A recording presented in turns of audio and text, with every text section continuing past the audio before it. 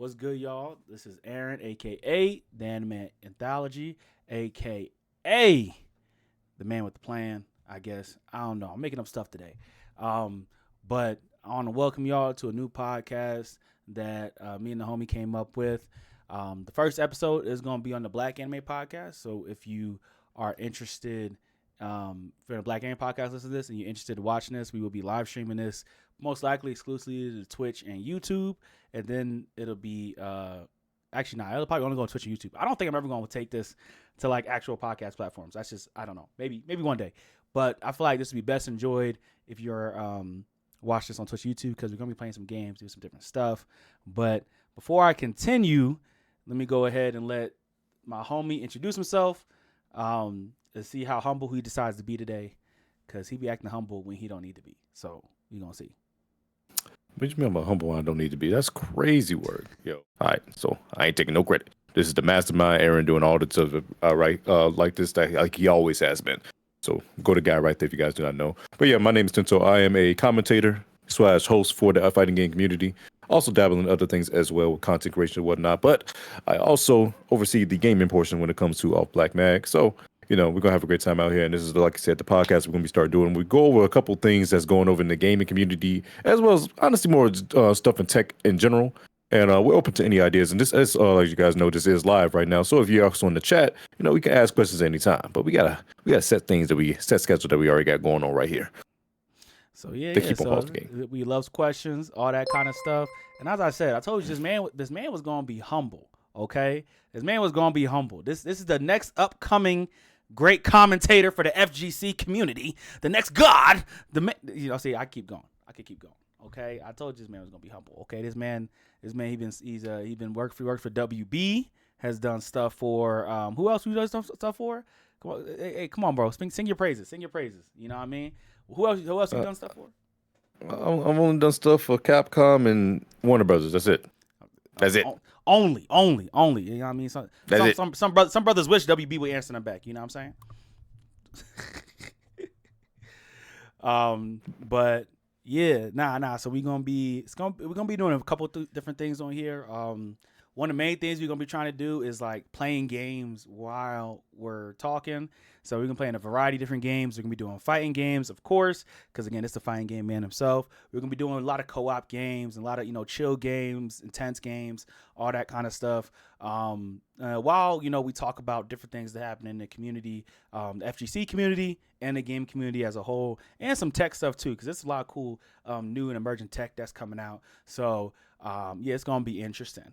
Today mainly we're gonna be talking about our gaming taste, getting you guys to know us, people out there who's not in the chat who don't know who we are already, and then also if you watching my stream or his stream, then we're also at the EVO Awards. I got the EVO Awards in the background right now.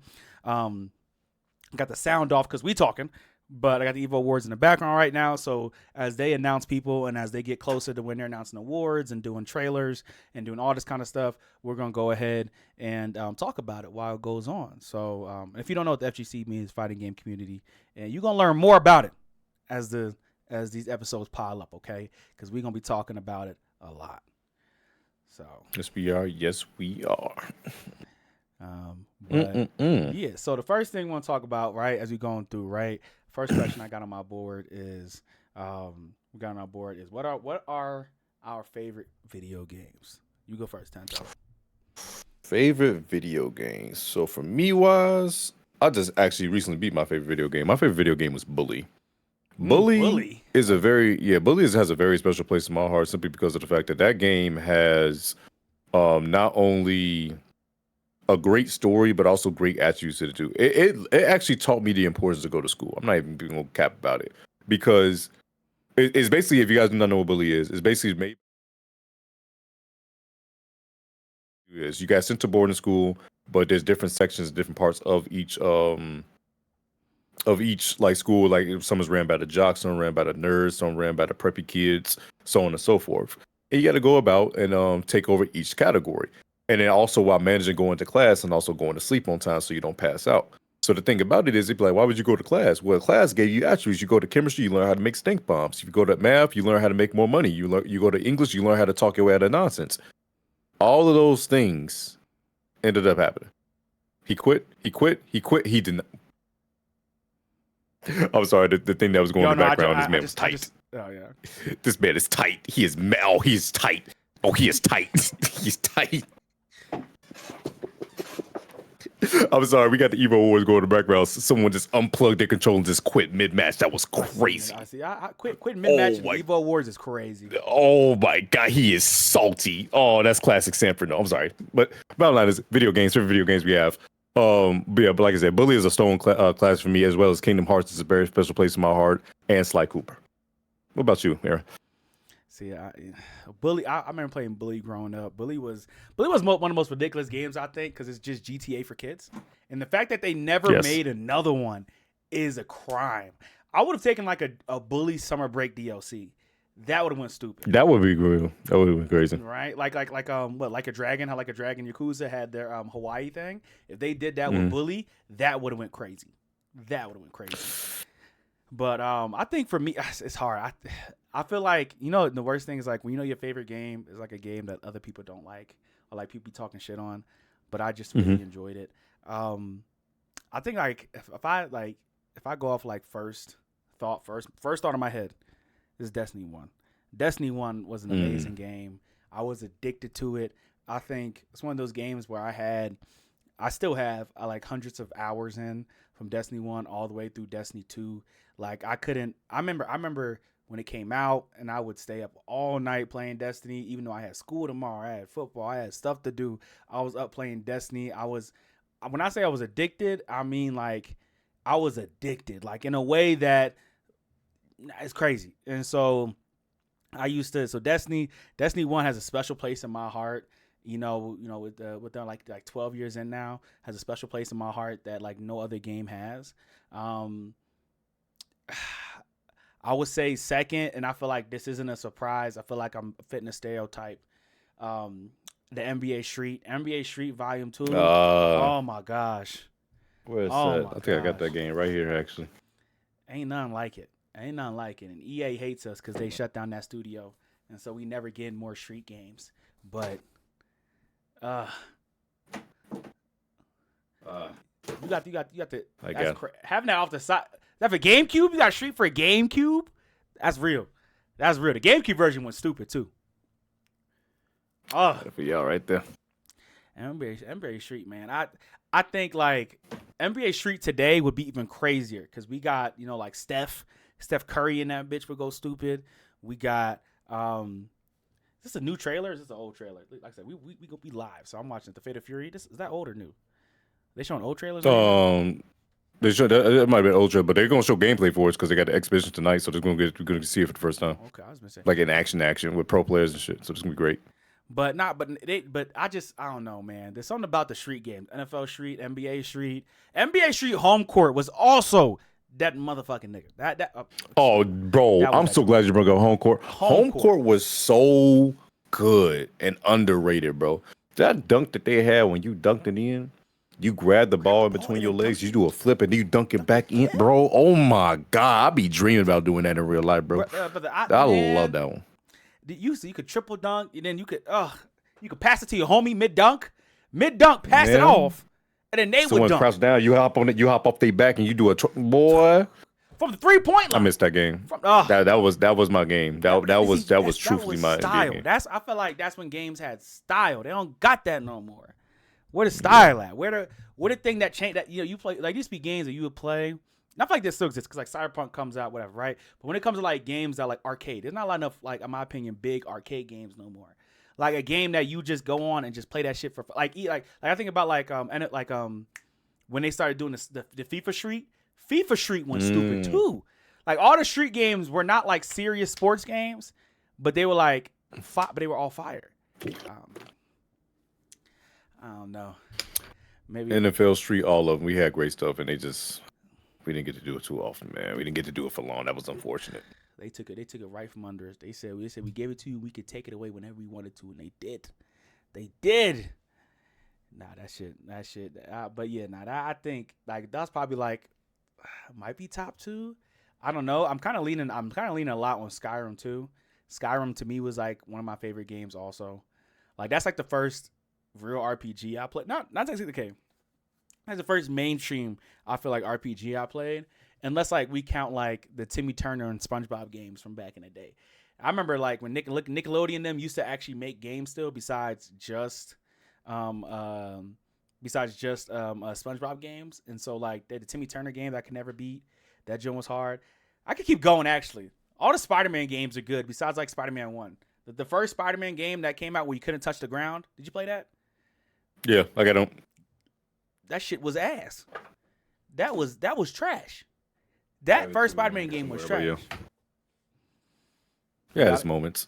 Oh, I do. I just don't have the case. oh, I just got the disc. You couldn't swing. If you fell off the edge, you would die. Nah, I couldn't do that. Couldn't. It's a great time for me, bro. It's nostalgia. Spider-Man 2 will always be the GOAT, though. We all know Spider-Man 2. Spider-Man 2, it improved on everything that was wrong with Spider-Man 1. That's what made it so good.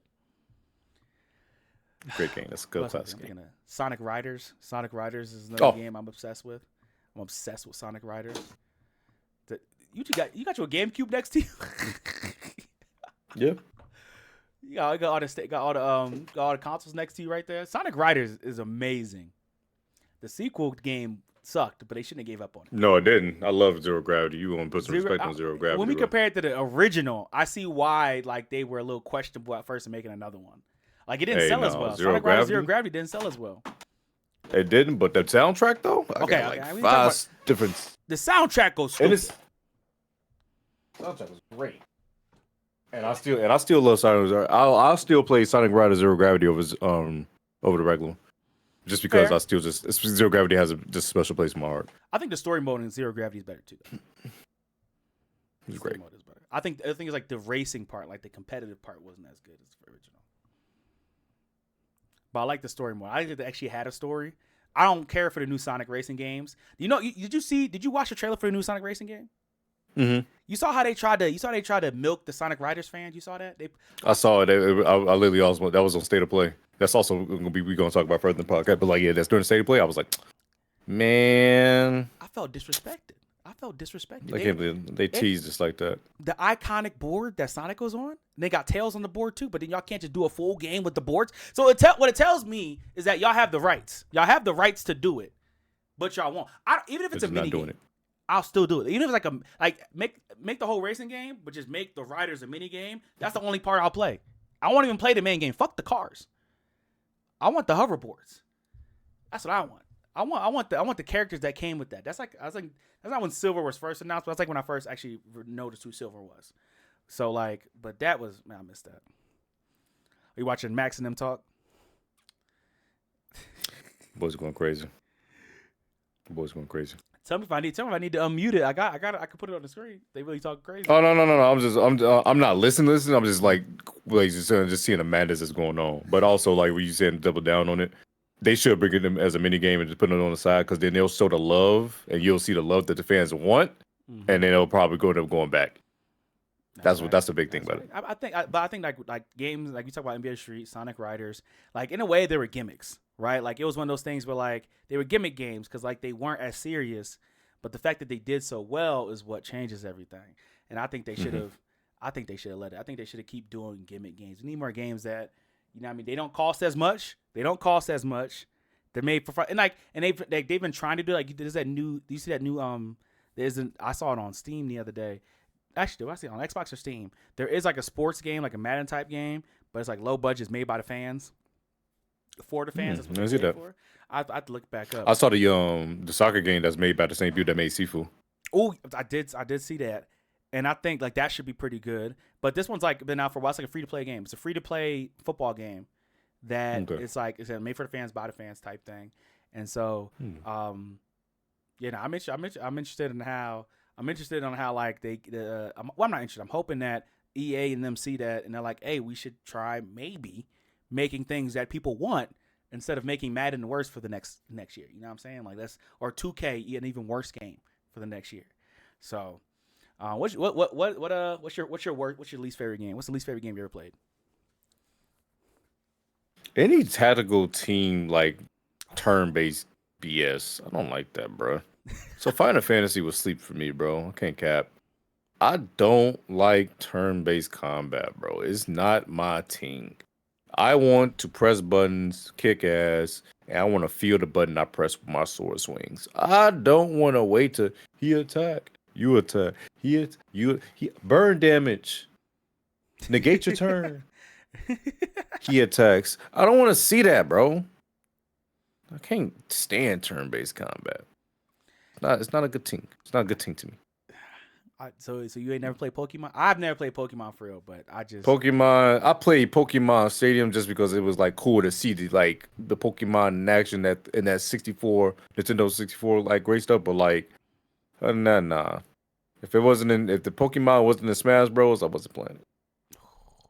I don't like turn-based combat, man. Low-key, I can feel that. I mean, like, I don't like turn-based games either. I'm trying to think of the one turn-based game I played that I liked. I can't think of it. I never really played Pokemon like that. It never really appealed to me. I do like the top-down tacticals or I don't think that counts. No, that don't count. Yeah, nah, I can't really rock with turn-based games. But that's not the worst game I think I've ever played though. I'm trying to think. What's the worst game I've ever played? When I wrote down this question, I was trying to think, and I was trying to think of what game got me so mad that I just stopped playing it. I don't know. The Division 2 is horrible to me. The Division 2 was garbage. I still get on. I got a friend that will fight you for that word. The Division 1 was so good, and the Division 2 was so bad in comparison, in my opinion, that like pissed me off. I think I did beat the story, but I never did the raids because it wasn't a division to me, man. I remember Division. We can do a whole pod on just Division 1. We will do that when we do like looter shooters. We do looter shooter talk. We do that, but the Division 2 turned me off. Oh my gosh, I'm trying to think. Every time I think of Division, I think of Spec Ops: The Line. Spec Ops: The Line was good though. The Division 2 was bad. Spec Ops: The Line had some class. Division, it respected you. Spec Ops: The Line respected you. The Division 2 did not. Slapped you in the face. Smacked you in the face with a button knife. Come on now. Smacked you in the face and then said, "Yeah, you like that? You like that?" That's what it did. You don't like that. I didn't like it. I'm not a fan. Didn't like it at all. I'm trying to think what else. I'm trying to think of some other games that I did not like. The problem is I'm like, if I don't like something, I just stop thinking about it. Like I turn it off, I return it, I'm done. I don't even need to think about it anymore. I can't think of like what's like the absolute worst game I ever played. I don't like turn-based, so like I usually don't play those as much anyway, unless they do something that's innovative.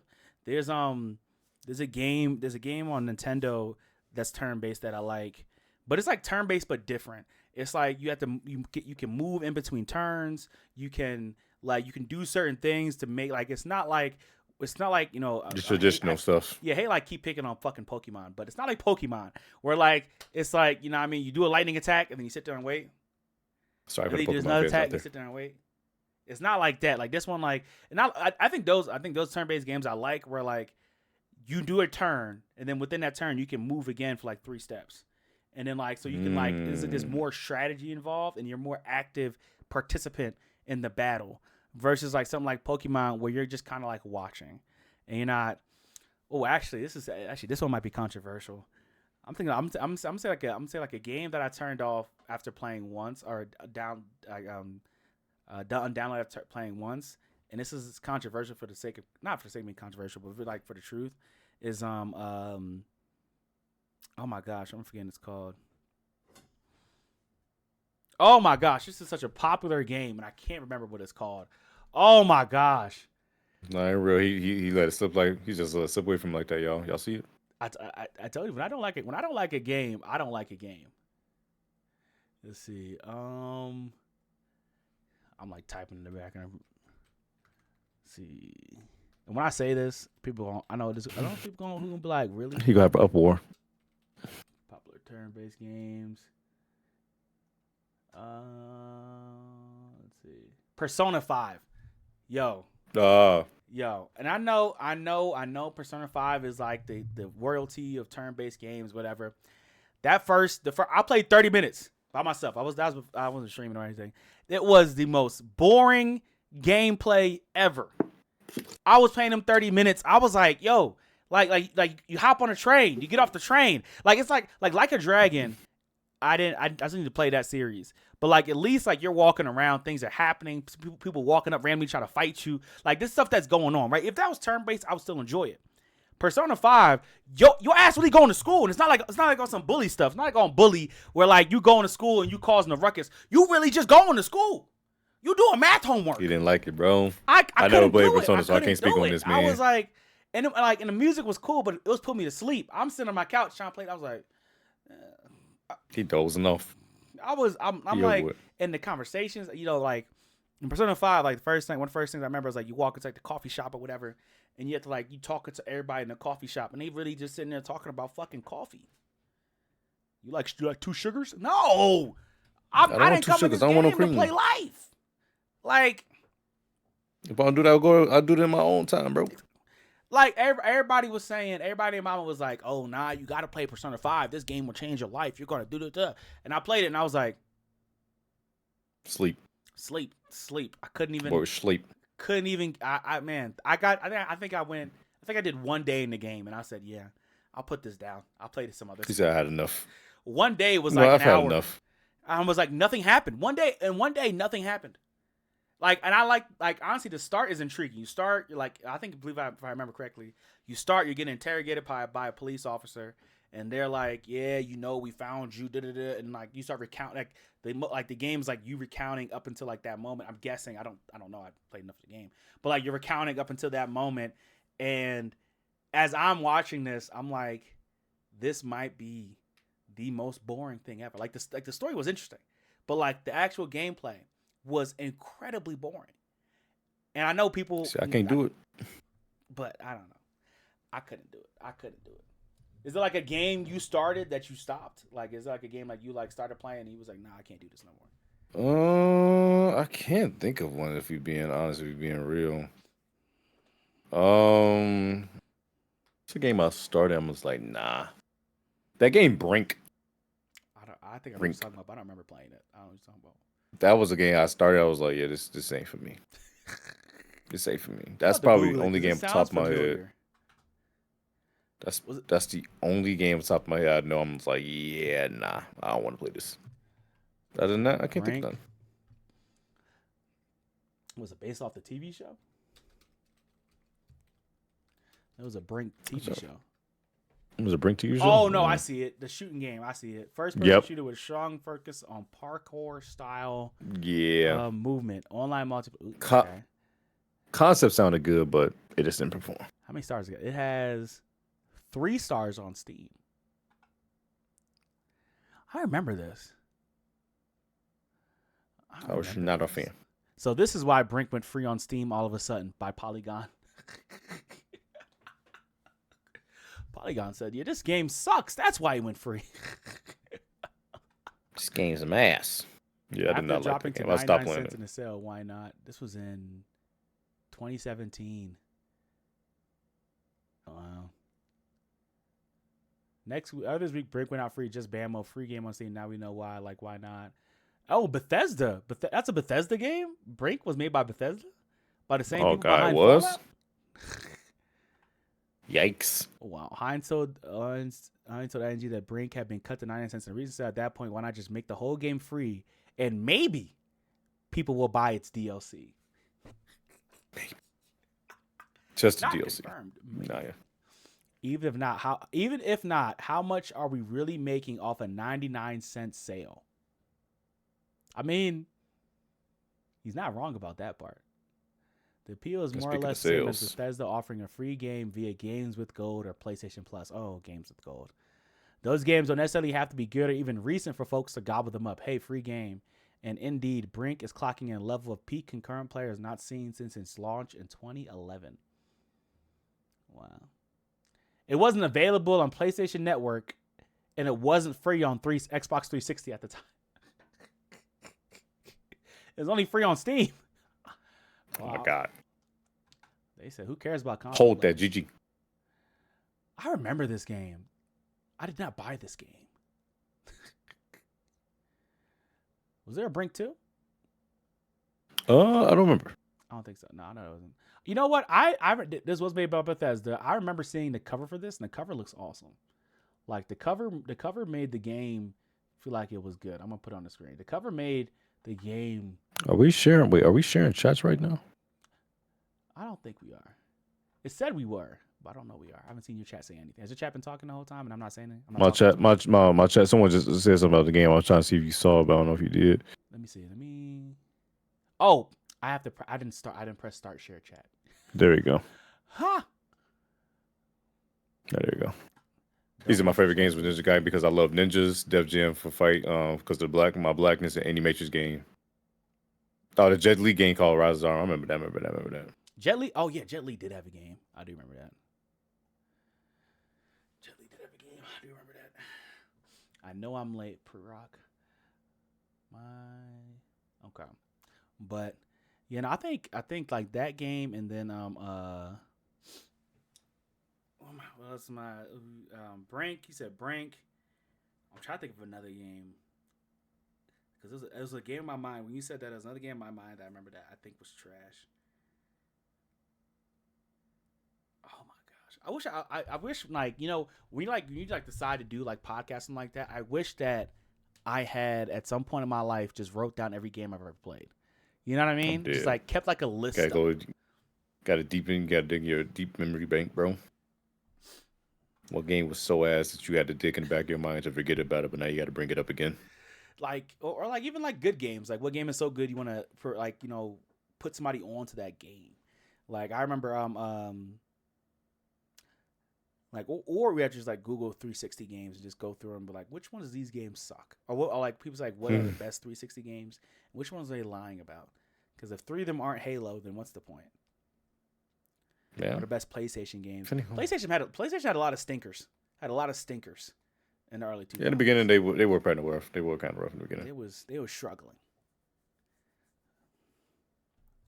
It was a bit to death, but they got it together eventually, right? They did. I think maybe it just took them a long time, but eventually they figured it out and they made some hits, but it's not any multiplayer hits. All their hits are still single player games for the most part. Yeah. Multiplayer was definitely inside of Xbox and Xbox 360 especially. That 360 was heavy. Man, 360 was something that was the truth. Make sure I'm doing everything right. Okay. 360 was the truth. Who's fighting right now? This is Sanford. And okay, is this the championship? Yep. Right before this is the last bit of the pre-show before they go into grand finals. I mean, let's go into the actual show to see who's gonna win which awards. I thought these were all one matches because I didn't see them doing like 3. Everything's best of 3, right? Best out of 3. Best out of 3. But what was the? You said digging into your memory of old games that we didn't like, and then you say hoping you wish you had a list of all the games you ever played, like you just had a memory bank. Oh no, I was looking at the questions, but I do. I mean, right. I do wish I had a list of all the games I ever played because I don't know. Like I have that for anime. I have an anime list of like all the anime I remember watching, but I don't have anything for stuff that I remember playing.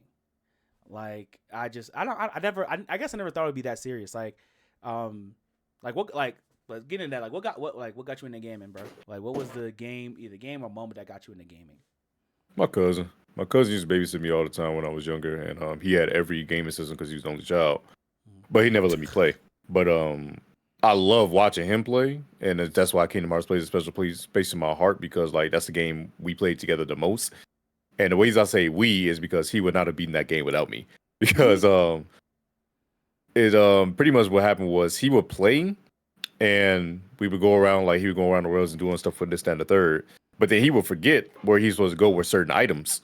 And I would remember because I'm like, yo, that goes to this part of the game. He's like, oh, you remember that? I'm like, yeah, but I've been sitting here watching the entire time. And he realized how much of a value asset I was.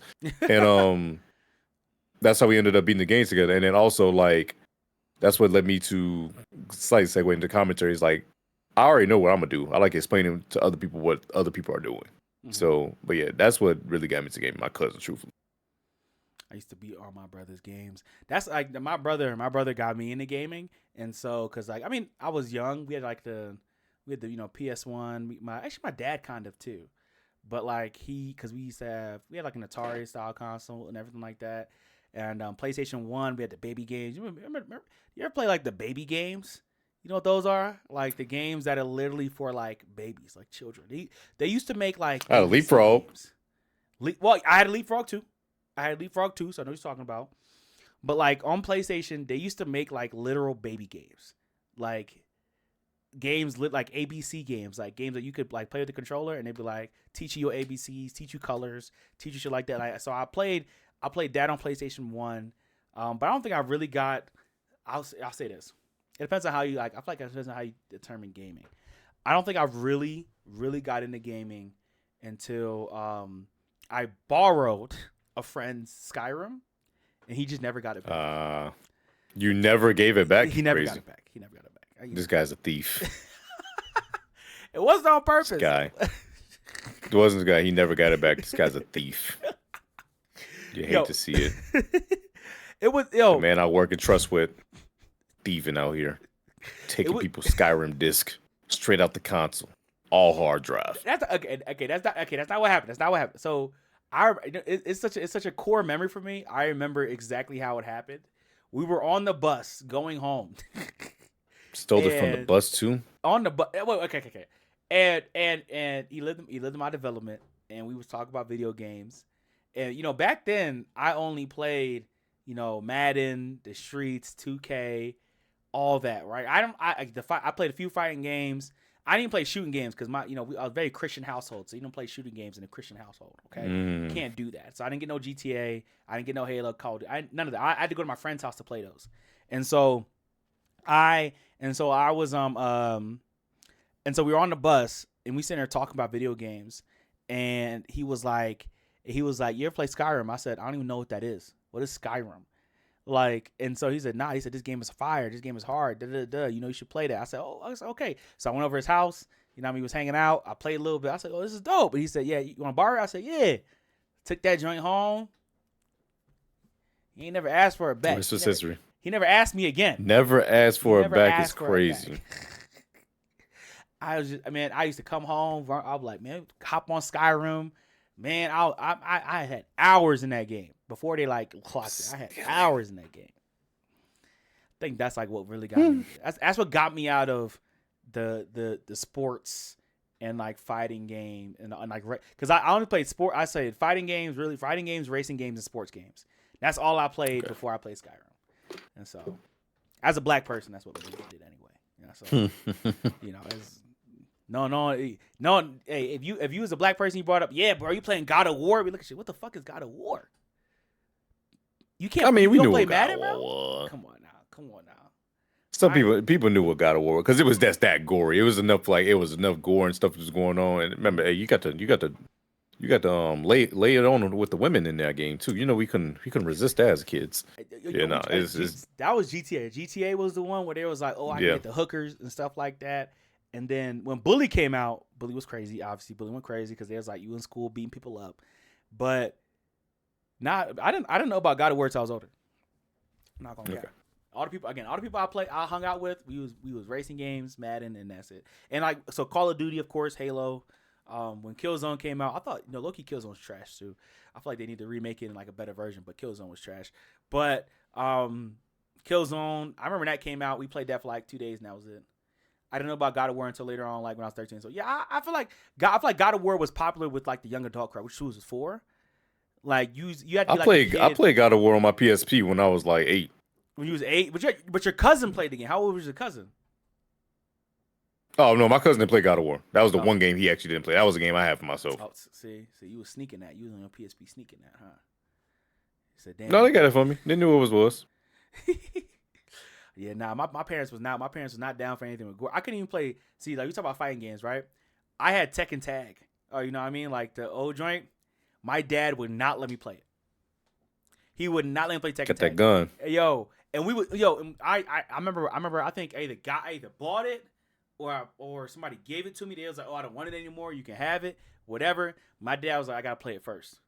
He played it first. He said, yeah, nah, this is too grown for you. You can't play this game. It's too grown for you. Tekken Tag, too grown. I was like, it's not like it's Mortal Kombat. Like, and then like later on, I got Mortal Kombat, and this is I was like, high school now, so he couldn't say anything. I got Mortal Kombat, and he was watching me play. He's like, what is going on? They ripping people's arms off, blood spilling out, da da da da. And I said, is this worse than Tekken Tag that you wouldn't let me play when I was 5 years old, 6 years old, or something like that? Like. You rubbed it in his face real easy. I remember this. I was crazy. I was back into it. My mom used to, British, used to stick me on Tekken 3 to shut me up as a kid. I'm dead. Hey, listen, that's funny as hell. So you know what? Just go to Tekken, man. What do they say? Every black person knows how to play Tekken? Is that what it is? No, they say that all the time. You're black. You know how to play Tekken. You're black. You're black. Of course you know how to play Tekken. You're black. Yo, I haven't played Tekken in a long time. I haven't played Tekken. I'm ass. You said you ass? I know what's going on screen. I know what's going on screen, but I cannot compete. We're gonna have to pick up Tekken. I might get some easy wins in. Let's do that. Let's get some easy wins before you go on Mortal Kombat and you cook me. Let's get some easy wins in Tekken first. I'm bad at Mortal Kombat too, bro. What? Why do you think I commentate in general? You got to commentate because I'm actually good at the games? No. You can work on your hand coordination, Brand. Go on, just practice. Let's just practice together. Come on. And that coordination is the problem. Reactions is the problem. The only fighting game I think I'm bad at is Marvel vs. Capcom. I am trash at Marvel vs. Capcom. Marvel vs. Capcom has a lot of stuff going on. It's a lot of stuff going on. You got to be aware of it at all times. Otherwise, you are going to get cooked. That's the unfortunate part about it. My homie used to Marvel Capcom was my first fighting game. Oh, that's awesome. My homie, we play. He used to come over. He used to come over the crib, and we would play all the fighting games we have. Right. So this was, I think, it's like a little bit of high school. We would play. I had Mortal Kombat 10, Injustice 2, all the joints I was out at the time. Right. And I would whoop his behind. I would cook him. It'll be 10-0, 10-1. It'll be 10-1 at Mortal Kombat. Cook him. He'd be like, all right, now let's play that Marvel vs. Capcom. I'm like, nah, bro, I'm not playing no more. I'm done. I'm not playing no more. I quit.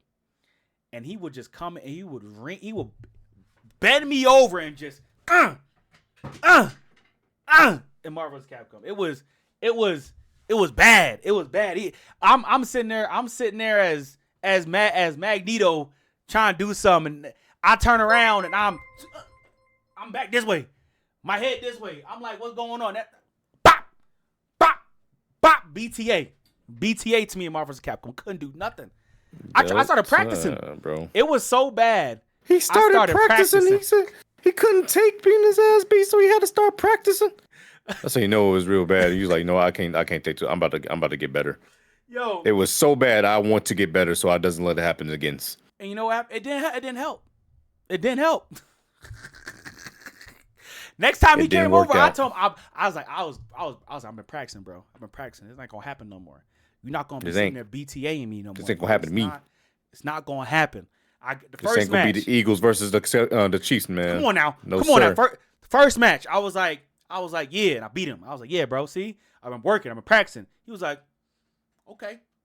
I picked some guys I ain't know real well. What you mean by that?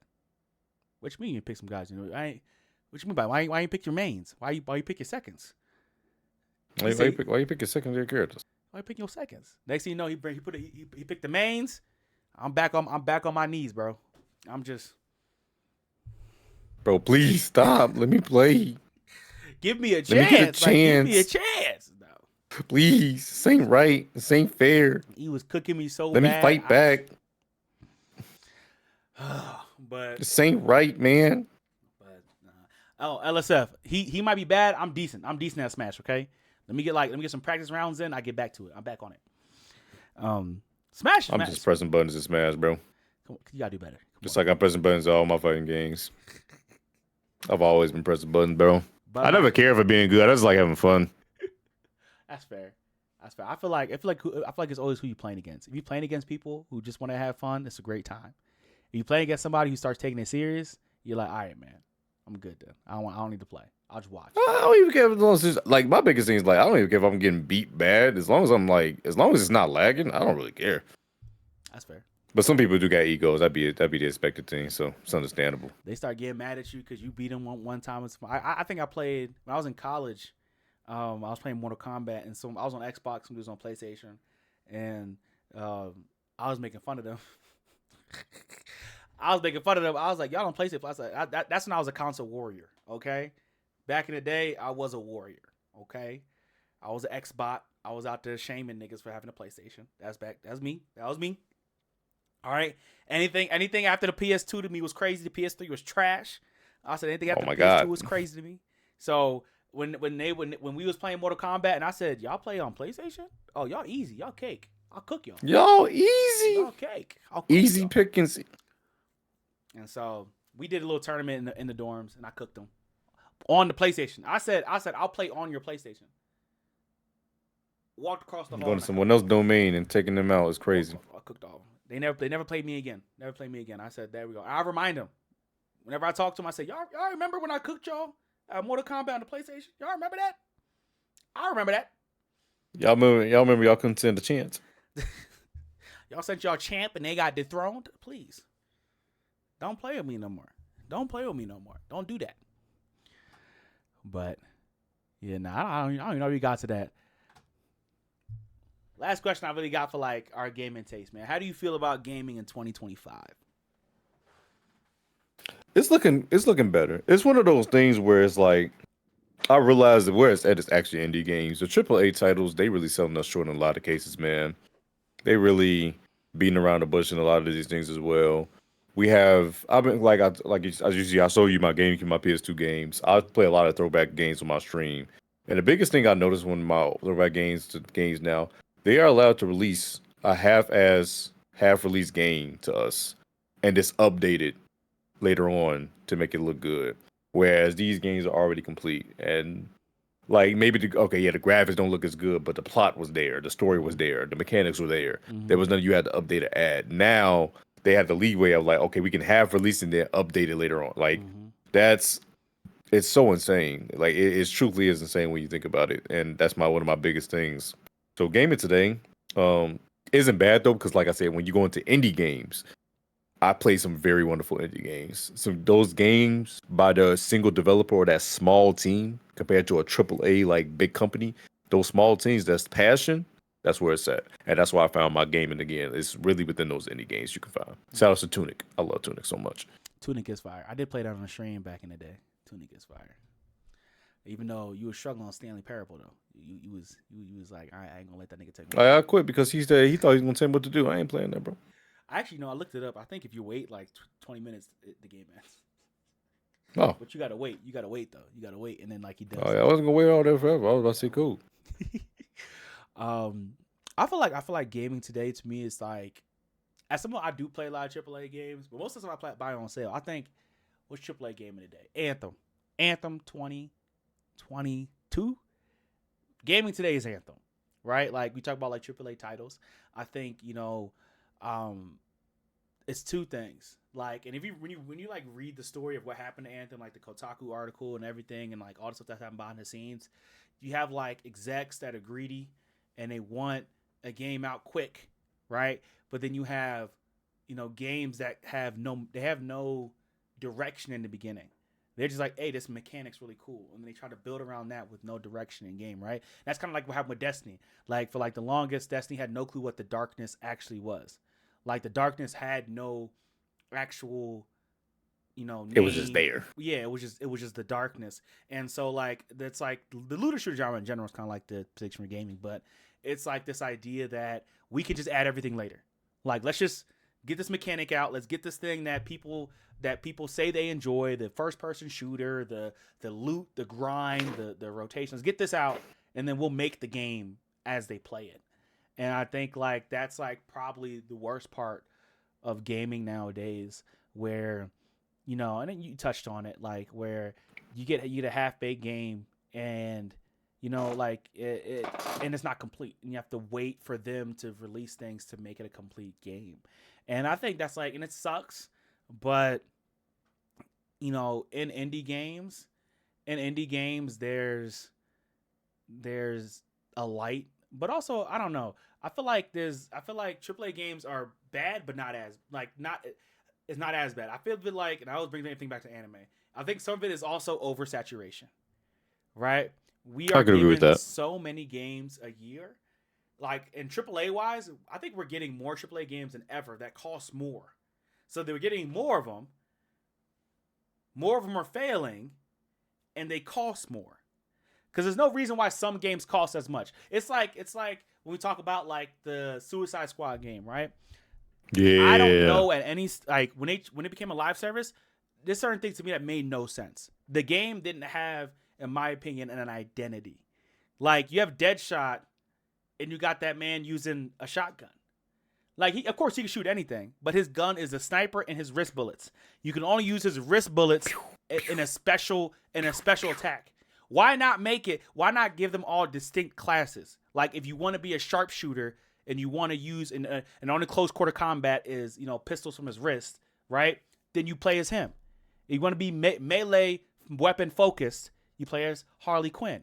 If you want to be mid range focused, you play as Boot Captain Boomerang. If you want to be whatever, you want to be like the tank, you want to be that kind of thing, then plays and like give them structured character that make you buy into those characters, right? Instead of this whole idea that everything's for everybody, right? That's also the problem. Everything's for everybody. And so I think like those are probably like my biggest issues with gaming right now. Like they're trying to make this appeal to everyone thing. It's never going to work. Then they try to, and then they are selling us, we talk about half a game and then filling it out later. Like, even though I do like Cyberpunk 2027, or 2077, but I bought that a year and a half after release, after the DLC was released. I bought it on a massive sale. Actually, I bought it right before the DLC released. I got Cyberpunk 2077 and the DLC for like $20. Yeah, I knew that game was gonna bomb, bro. I was like, yeah, I'm gonna wait because I just feel like it's not gonna perform the way it wants to, and it's a complete game now. But look how long it took. And people who played the $70 or more day one, it's like even if it was good and a year and a half later, it should have been good the day it came out. Exactly. And so, So many problems. And live service is not dying. I don't know who told you that. Live service is never going to die, brother. It makes too much money. If you want to blame, you know what? You want to blame if you want to blame anybody on live service, it's GTA 6. I mean GTA 5. GTA 5 is the reason we have this problem. GTA 5 is the mother of this. Made $1 billion. So much money. And released half-baked DLC that people played for hours, for days, and they bought the yachts on there with real money. GTA 5 is the reason for this sickness. Like people try to blame Fortnite, but Fortnite is a symptom. GTA 5 made $1 billion and hasn't released a new game in almost 10 years? We had GTA 5 on PS3. We had GTA 5 on PS4. And we had GTA 5 on PS5. That's basically. I got GTA 5 my freshman year of high school. I'm 25 now. Like GTA 5 is the reason. Like Fortnite is again a symptom. Apex, the fact that instead of making Titanfall 3, they made Apex. When Titanfall 2 went stupid. It was the release schedule was chokeholded, but you see people love the game. Like back in the day, that was enough.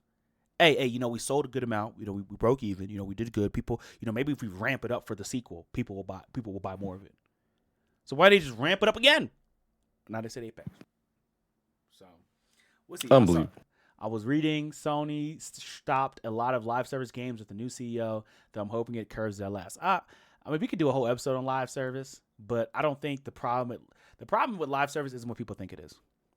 People think the problem with live service games.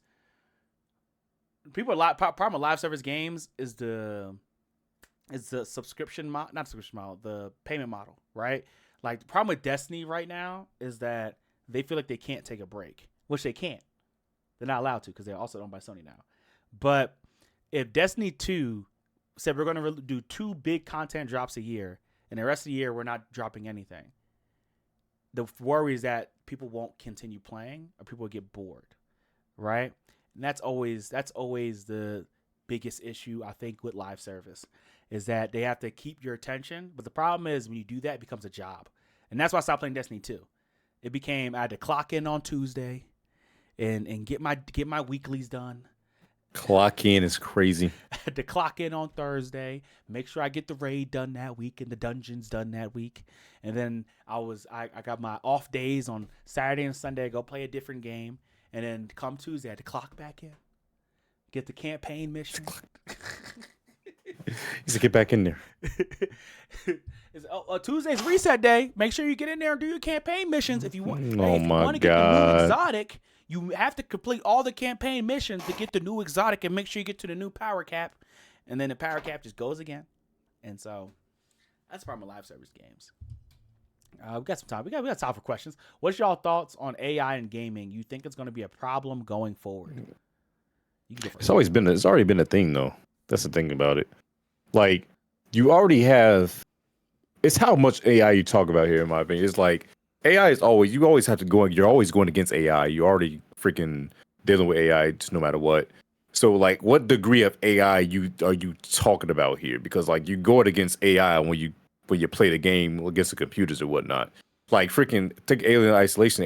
Alien Isolation was literally an AI that quite literally adapted to everything you did in that game. If you hid in too many closets, it will then look at closets later on in the game because how much you did. That's how the AI like. So what do you mean by that? If you can elaborate on it. I guess like the technology part, right? Like AI and machine learning, right? Which is like before, AI per se, like machine learning was like the big thing. Is like AI has always like had a place in creativity and creative arts. Anime has had AI, stuff like that. But it's like, many people talk about generative AI, like AI that is like stealing from other people. Most AI is like helping complete code, which is like helping complete code, or in anime, in the case of anime, like the intro to Spider-Verse, which is intro to Spider-Verse, whatever. They use AI in that, but it was to help with keyframes. So it was to help with in-between shots. So like it helps. So what happens is like they make the shots, they use the AI to put the stuff in between, and then a human goes in and cleans up anything that's wrong. And then that's how I would say AI has been done traditionally and in like a newer sense. The problem is, and I think he's talking about, is like the suspected AI cat game that was shown at Sony at not E3 at the Game Awards. Did you see that, Tento? The game that everyone thought there was a game that everyone thought was a AI made game. It was a cat game because like the problem. Oh, Stray? Yes, no, not Stray. No, okay. This is a different game. You didn't see this trailer? Okay. So about the cat? You talk about the cat thing? Like what was it called? You talk about the cat game that was it called? Like were you playing as a cat yourself and just going around mischief? No, Stray is a phenomenal game. This game was announced at the Game Awards this year, technically. And it looked like they used generative AI to create the characters, to create the animation for it, like like a generative AI movie type thing. Looks like they used generative AI to create the whole game, and that's what people thought.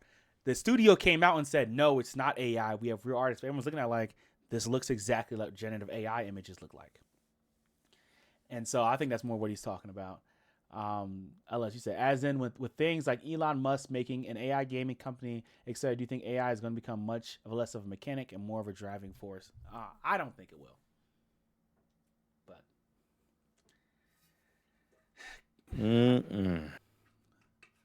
what you thinking, Tento? Yeah, you got that face. What you thinking?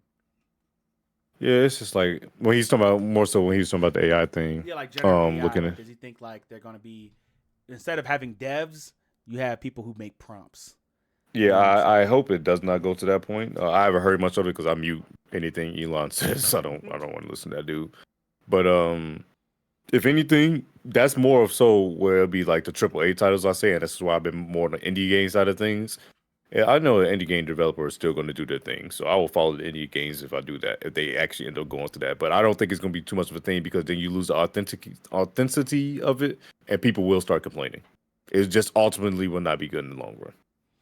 That's how I feel too. I think registration for EVO 2025 is live if anybody's going to EVO. Yep. Just saw that. So if you want to go to EVO, registration is live right now. I don't think what they talking about here. Part of the extended lineup. Oh, they're just talking. Right. They talk about the ticket that it's gonna be top Guilty base, how the tickets gonna be Gears, sold and everything. Samurai Showdown. Also, the war show is actually about to start in a second. No, the world show is starting now. Yeah, I see it. I might have to turn the sound down a little bit, but They already gave Heyo his reward. Oh, I you know what? Let me switch over to our co-op gaming screen so people can see. We're watching the EVO Awards. So seamless production, all by this man, all black man. You know, I've been working. Y'all go find nowhere else. Make sure I hit that follow button, man. Hit the follow button on him. Let me see. I'll turn the sound on for him a little bit. Yeah. We've got another fun one for tonight, though. That's something we've never done before. Right now, I'm gonna turn we down just a are little bit as we're putting in talking. this inaugural class of the Hall of Fame, and for each of them, we have a shirt up at the chat is in front of the chat. Anyway, we worked with Capcom, but and talking about AI, I don't think it becomes a driving force for two reasons. All three of these and it's like the same inductees reason with why it shirts won't be a that driving force in feature movies illustrations of for the them most and part. characters they The won championships problem with most generative AI is you with. still need a human there to fix its So head on over to the mistakes. website right now. That's probably like the biggest problem. This While we're idea that talking about AI is like art, suddenly the going final to announcement create that its I'm own pretty excited thoughts about at is not EVO this necessarily year, backed we're by gonna any have type of legendary technology or SNK science. and Capcom So you're still going to need artist somebody there Shihiro live to on clean site it at up. the show. And then what's going to He's gonna happen be is one of the that two person's going to featured have to artists at clean it EVO up. in Las Vegas And this year. then For those who don't they're going to know, have to clean it up Shihiro so has done good, so incredible well, work with Marvel vs. that they're Capcom. going to have to He's done redo it. incredible work with the King of And then they're going to Fighters, redo it, Street and then the next Fighter, person's going to redo it, and the next you topical know, for us you have a tonight, full dev team Capcom again. versus SNK. We're back to where we started. Except now every studio Back says to square you have one. Start with the AI prompt. Get through AI prompt first, and then you can make the game. Many of those pieces So, will be available to pick up. I don't on think site at it'll. the I don't show. think it'll take over. So, It's a lazy man's registration's up. way of trying to Hotel be blocks creative. are open. The Hall of Fame shirts are online. Everything that The you lazy need to know man, about the the lazy show is way. live at evo.gg. It's All of you in Vegas. it's something I really don't want to see because I just see AI becoming more and more prevalent, and it's unfortunate that it is. I hate that we even have to have these conversations, but I know it won't last because people should not accept that, and they're not going to accept that. The gaming side of things is not going to accept that. We already bullied Elon for what he did on when he came through for Fortnite and shit. No, it's not going to happen. Elon faking. They're not gonna video do it. games is the funniest May thing. You're 16th rich. on all major What else are you platforms. doing with The your life? collection has 7 Like- other games besides He's the really just, you can tell he's a loser. That's all it is.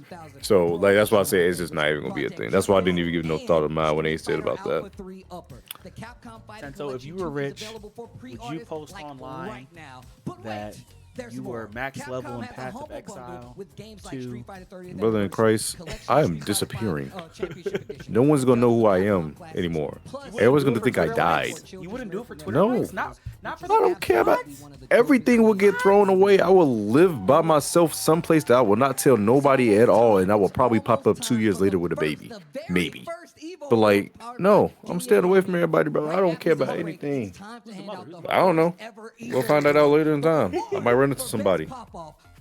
We might fall in love. I don't know. All I know for a fact is that I will be disappearing. Twitter likes though, man. Twitter Here's a look likes. at our second nominee for Moment of the Year. All right, let's go. Let me turn this up. Moment of the year. Shy High winning this was actually This is a insane, Moment brother. of the Year nominee presented Holy by smokes. Kadia Gaming. Shao Hai wins GG if he didn't Esports drop this World combo. He had level 3 ought to be available. He did it. He won in front of his wife and he broke down and cried, bro. I was like, bro, I would cry too, bro. My wife right there. Kawano dies off of a medium if connects, by the way. She saw me win. $250,000, by the way. Which he will. Shao Hai Yeah. is your Esports World Cup champion. Too many people Would say definitely be happy. I'm older. I'll be crying. Look I at her can't crying. win She said, anymore. "Oh my God, we getting out the hood. I prove We're getting out the myself. hood." Literally. Not dealing with this no more. Moment I of didn't the believe Year in him at first. presented by Kadia Gaming. He said he's gonna be a pro gamer. I thought it wasn't gonna go nowhere. Gears of War anime. I'm not. I mean, not the Gears of War anime. The Guilty Gear anime. Black man. I'm interested. You know. 終わっていないこのままでは第二次聖戦が起 I'll き see how it goes. る我が名はユニカ CGI. 世界を救うために来た Oh, This arcs is game. I don't know. I forgot. I didn't get a good look at 私たちも変わっていく必要があります。殺戮兵器だ何も変わりはしない。生まれが全てではないでしょう。強引なアプローチは嫌いじゃない。 Yo, what do you think? 何が目的ですか。ギアとの共存という過ちを正し人類を救う。あらゆるギアを根絶することだ。どうしようも狙いか。母さん。全国民を敵に回すことになる。うち結構強いから。なんでこんなことすんだよ。そこまでよ。ここは任せろ。行け、援護しろ。ユニカと話するの諦めないさ。何か理由があると思うんだ。So we need awards, man.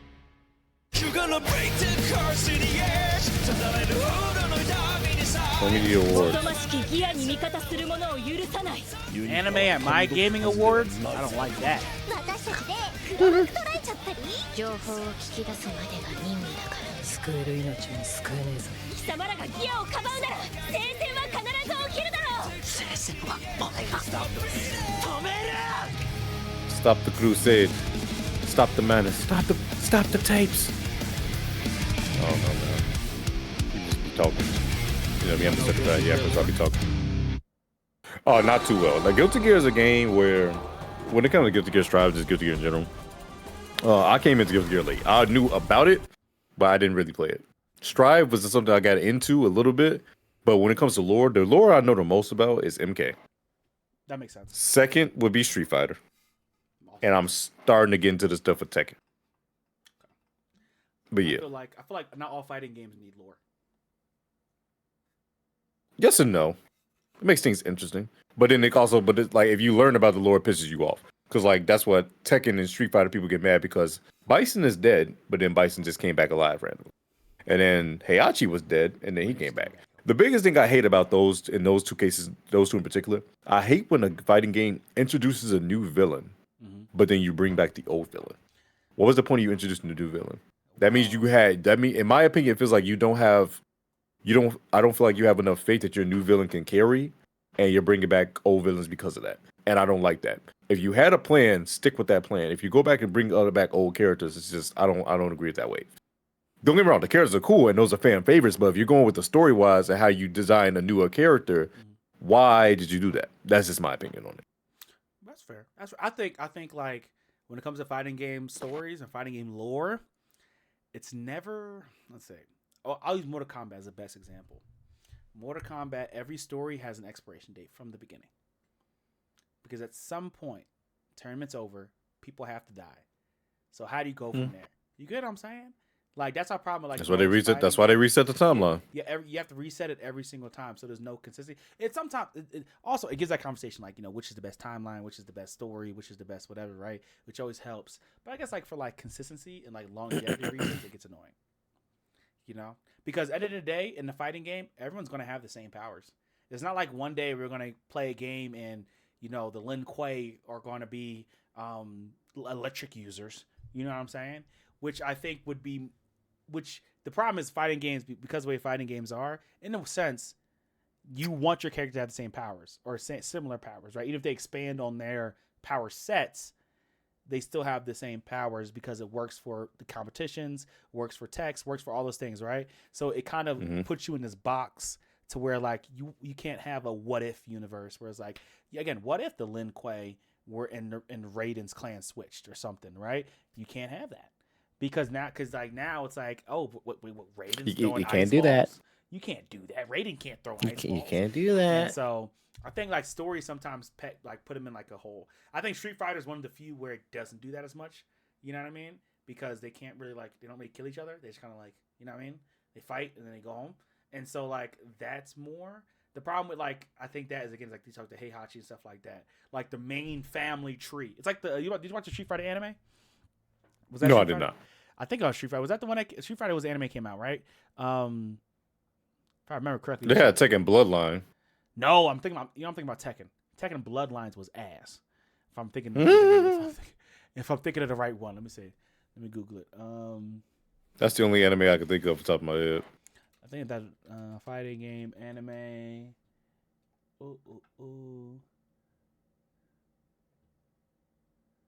Schoolgirl. No, what is it? What is it? What is it? The Tekken.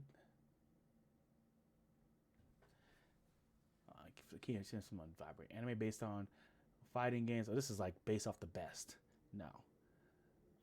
There's one that came out. I think it was Tekken Bloodlines.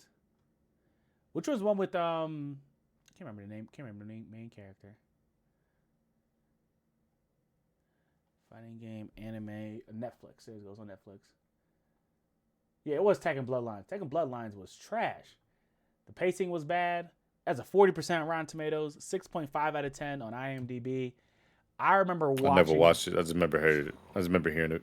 This people watching my show. This dumpster fire. Dumpster fire.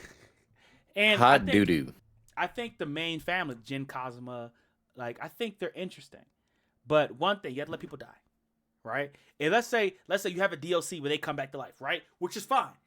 Give a lore accurate reason for it. Or maybe they traveled to hell or something, and maybe he made a deal with the devil to get out or something, whatever, right? But don't let it cross over to your media outside the game. I think that's my biggest problem. Don't let it cross over to your media outside the game. Okay? If you make a TV show based off your game, keep it to the main lore only. Do not add in all that other hoopla. Okay? Hoopla. Because once you start adding in, technically with the Raven Force, he can come back to life whenever he wants to. Technically, it passes down from family to family member, and he could bring him back to life if he channels his energy. It's not the wave. It's not Dragon Ball. Okay? Dragon Ball from the beginning said we can bring people back to life. Tekken didn't say that. Tekken made that up when they forgot how popular the Cosmos were. They said, "Oh, we can't let this family die. We let them die, the game dies." That's a problem. I'll kidnap 1,000 children before I let this company die. The Gen Cosmos and all that. The EVO Award takes many breaks. This is kind of why I expected with production and stuff wise. Like I said, I could tell they were still setting up inside the venue, which is why they did the pre-show, and then also, the breaks is they gotta because of the scale they're trying to put this at. I know they gotta show off all the ads and all the sponsors that they have for this event as well. That's a big thing that they got mad at for EVO when they first got sponsored with Chipotle was the fact that how many ads had to be shown in between matches because of that. Like legit, the ad time. I think Majin Obama put it up on Twitter for EVO 2022 because there was some tournaments, there was some top 8s that didn't finish till like almost 2 a.m. because of how many like some games ran a minute, but then also like the ads in between. Like games on average had an hour of ads. Yee. Was like on Twitch because they on the Twitch stream they had to do it that way. No, not Twitch ads, like the ads, like ads on stage, like ads that had to be run for Evo. They can't just put a big burrito on the screen.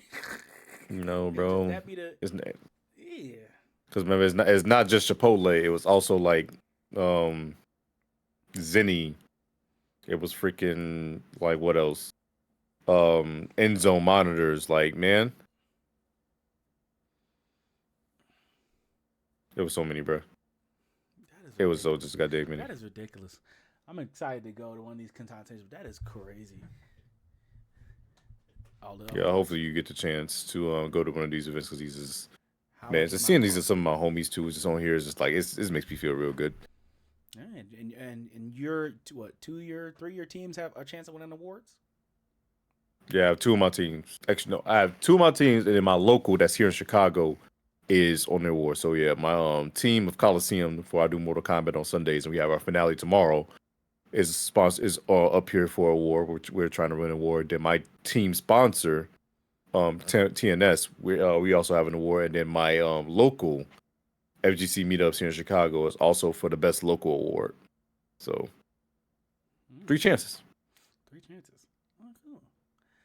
I wonder, but with how Evo's going, they're not gonna be done to 2 a.m. again. I hope it's not I'm your that. host, right? Because I ain't Let's gonna just cap get to you. something out of We the might way. have to do a hard stop at 10. If you tuned into this, Hey, I wouldn't even cap to you. Marvel versus Capcom 2 tournament Because like champions, if they which do was awesome, that, by the way. I'm all If for a you hard tuned in stop for the at City 10. of the Wolves Because no exhibition, sir. That's cool. I think that. But Oh, wait. you like, also they need to continue to probably just give out know awards. it's an Give me award like show, right? 5 awards. I'm gonna be and reading then- poorly written jokes off of a right? You teleprompter. do something. There's going to be a lot of patting on the back going on. Obama Awards, Obama the medal, that type stuff. And if you tuned in with those expectations, you're absolutely correct. Just get used to it, get ready for it. Anyway, I know you guys don't like any more fluff than we absolutely have to. We already got enough ads in the bucket already. So let's cut to the chase. The first presenter. You said we got For enough the ads EVO already. Y'all Awards, already let know. me do the honors of Casey introducing Steve the is the first first ever person presenter to in the ever history of the EVO Awards. Award someone at the EVO Awards. That's Guys, actually kind of crazy. this might be in a JM Cross Black man video on about Black some History Month. You love to stupid see it. trivia questions. I There don't we know go. at some point in the future.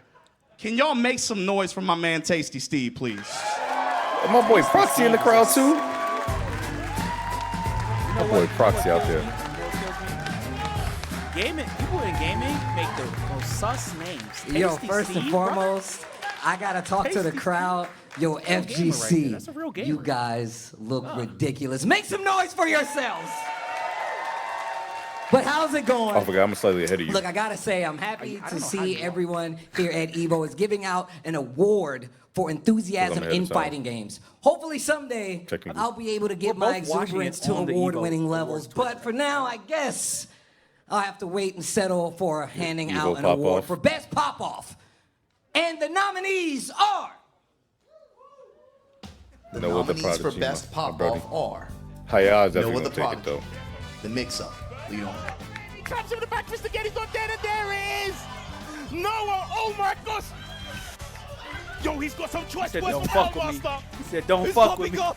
Don't Oh try my god, me. he don't. Hayao, Evo, Bro, Nitro jumped so high, bro. My boy Nitro. Oh my God! How did he do that? He went past the SA3. He went for the roundhouse. He jumped over completely. Do you understand? That is a worthless button. Nitro, Hey, AK, bro, AK Papa, he smacked the hell out that table. The situation takes the kill. That's gonna be Nitro. He's gonna be your champion. That was so hype to watch. Bro. He smacked the hell out. Like you can, the noise, the way he smacked that table. I'm in the third row. I heard it, bro. I heard it myself. AK win. AK win. Combo breaker. And your combo breaker. 2020. And he went straight to Noah. He went straight to Noah.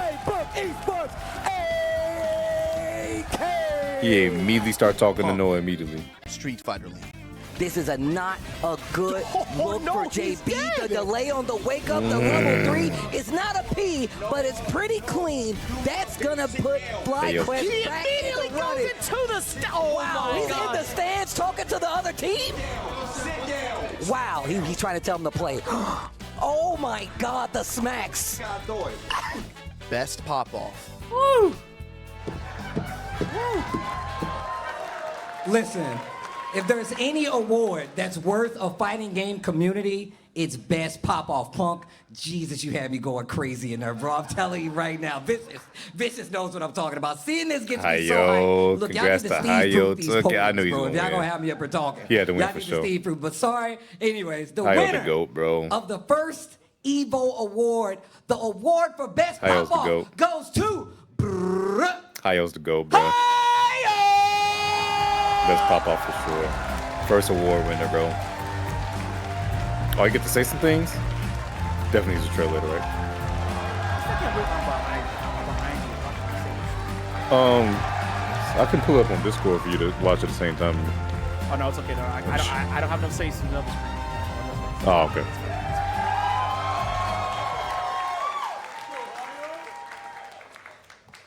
ありがとうございます。僕自身、すごいことをしたということはあまり感じてなく、感情のまま、やったら皆様大変楽しそうに盛り上がっていただいて、それが一番嬉しいと感じました。僕が賞を受け取ったというよりは皆様の盛り上がりで賞を取らせていただいたという気持ちでございます。皆様本当にありがとうございます。Hayo, man. Thank you all very much. I don't really feel like I did that much to get that done. Honestly, it was more everybody else really brought the roof up on that. And because you brought the reaction to it, that's what made that moment so special. So honestly, receiving this is just receiving the pleasure of knowing that's an icon. you guys all enjoyed it. And that's what makes me so happy about it. Okay.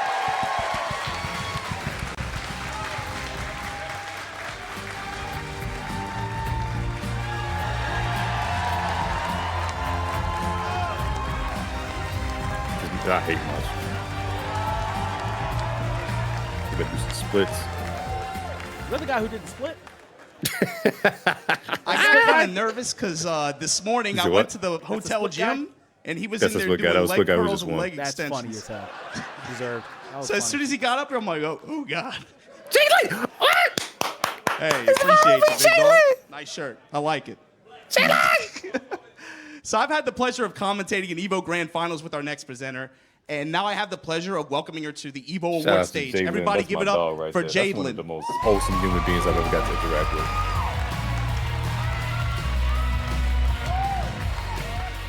Thank you, Obama. And I have got to say, you are looking pretty sharp tonight. Don't y'all agree?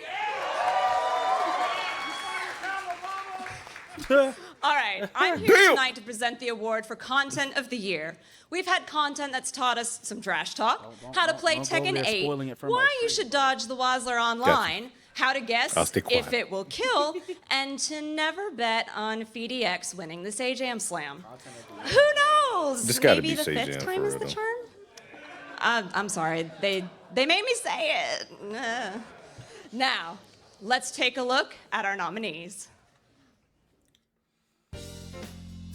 The nominees for Content of the Year are Tekken 8 Tutorials, FDX. Are generally fast moves with low risk. Mids are usually slower than highs, but lows exist to stop your opponent from stand guarding all day.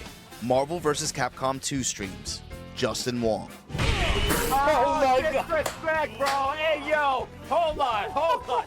Somebody cut the VOD. Trash Talk Podcast, Brian F. Say that I still think mostly the best players win, right? But there's definitely trash talk podcast. Mostly, what do you think? Like Will it kill? Sajam. 32% of the votes in on no. Backdash. You rack up, me rack up. This cut was crazy. Wasn't I was playing the One Punch Man game? Funny as hell. Yes. That trash ass game. Sajam Slam. Sajam. Hop kick, it's of course coming. Doki. Oh my God. Oh, if she does. Oh my. Oh, the meaty level 3. Oh my God, the jump. Holy. She was so right though. Content of the Year. Sajam Slam, yeah. Sajam Slam was too good. Oh, Sajam, look at he too happy up there. Oh my goodness. I'm sorry, I'm ahead was an amazing year for FGC content, but the one that the community I realized I was. For, Oh, yeah, I wasn't and the here winner yet. of content of the year is Sajam Slam. Okay, there you go. Sajam Slam.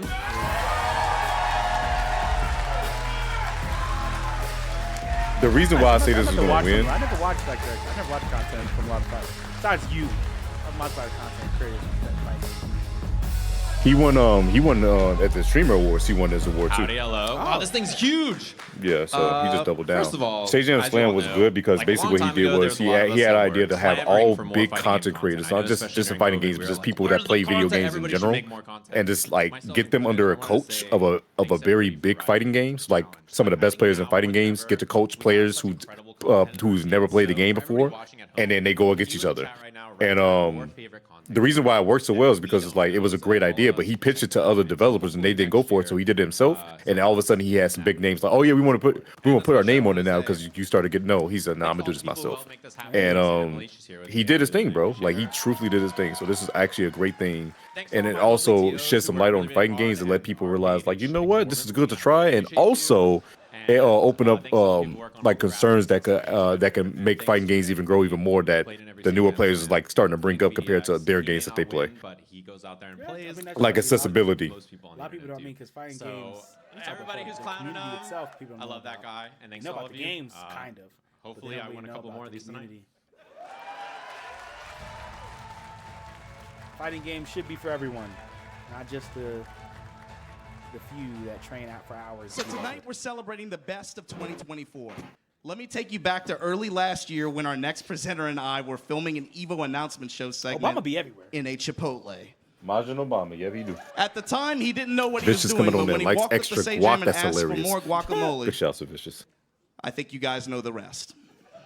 He's presenting the award for Best Meme presented by Chipotle. Please welcome Vicious. Best meme. It likes extra guac. Appreciate you, Obama, as always, and I actually still didn't get that guac, but we'll work on that. Either way, what's going on, everybody? How you guys feeling? Love hearing that. Now, to get you guys ready, just in case you didn't know, when it comes to the fighting game events that have happened, behind every incredible moment in the FGC, whether it's a winning button, a groundbreaking reveal, or even the craziest set you've ever seen, real dramatic, I know, there's always somebody behind the keyboard turning those moments into memes. However, I'm truly honored, believe me, I am, to present to you the best meme. I even got a by free entree Chipotle. card. And as committed as I am to the bit, Chipotle's commitment to the FGC is even bigger. From the Chipotle Pepper Pow! Hey, get your burrito, Hit man. effect in Tekken 8 to all the Like, free get your burrito. entree cards they gave out at EVO. Wish I got one of A those. bowl? Speaking of free stuff, I get both. hey, Okay, well, is that free entree? There you go. allow The me to texture thing. share another code below from our Lord and Savior Chipotle, just like the codes you saw throughout the EVO stream. I'm gonna take a picture of that. You'll have a chance too at winning a free Chipotle entree by texting AWD 972 to the number 888222. I didn't just make that up. I swear it should be like right there somewhere. Anyways, for the love of God and all things sacred, let's take a look at the nominees for the best meme presented by Chipotle. The nominees for Best Oh, yeah, I Meme might win 2 presented awards by in a row. Chipotle. Rebecca wins best meme. The Wazler. Hand, heart, and thumbs Bro, up. let's go gambling was hilarious, bro. Hayao does the splits. That hurts me. Nah, that's hilarious. I'm sorry. That's hilarious. Let's go gambling. Oh, dang it. Oh, dang it. Oh, dang it. Attacks IRL. Rich white girl swoops. Oh, I remember. I actually saw this guy's content. Oh, TikTok, yeah, he blew up a Best lot. Meme presented by Chipotle. Only three memes. It was actually 5, but it was For some about of 2 of the these, I same was thinking to people. myself, wait, who actually like wins the award? Because I feel like most of the memes are just like randomly generated. I don't know. Does it go to the meme? Does it go to the person who? He It's about won, my thank God. Either That way, dude's so. The EVO Award. His content is Best so meme good. Presented by Chipotle goes to. His content is so good. Oh my God, I'm so glad he The won. winner is He's Attacks baffled. IRL. I never heard him talk before. It was really cool. His are really cool.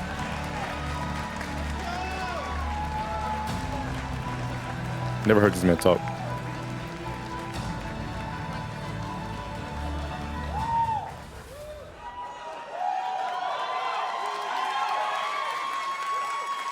Nervous.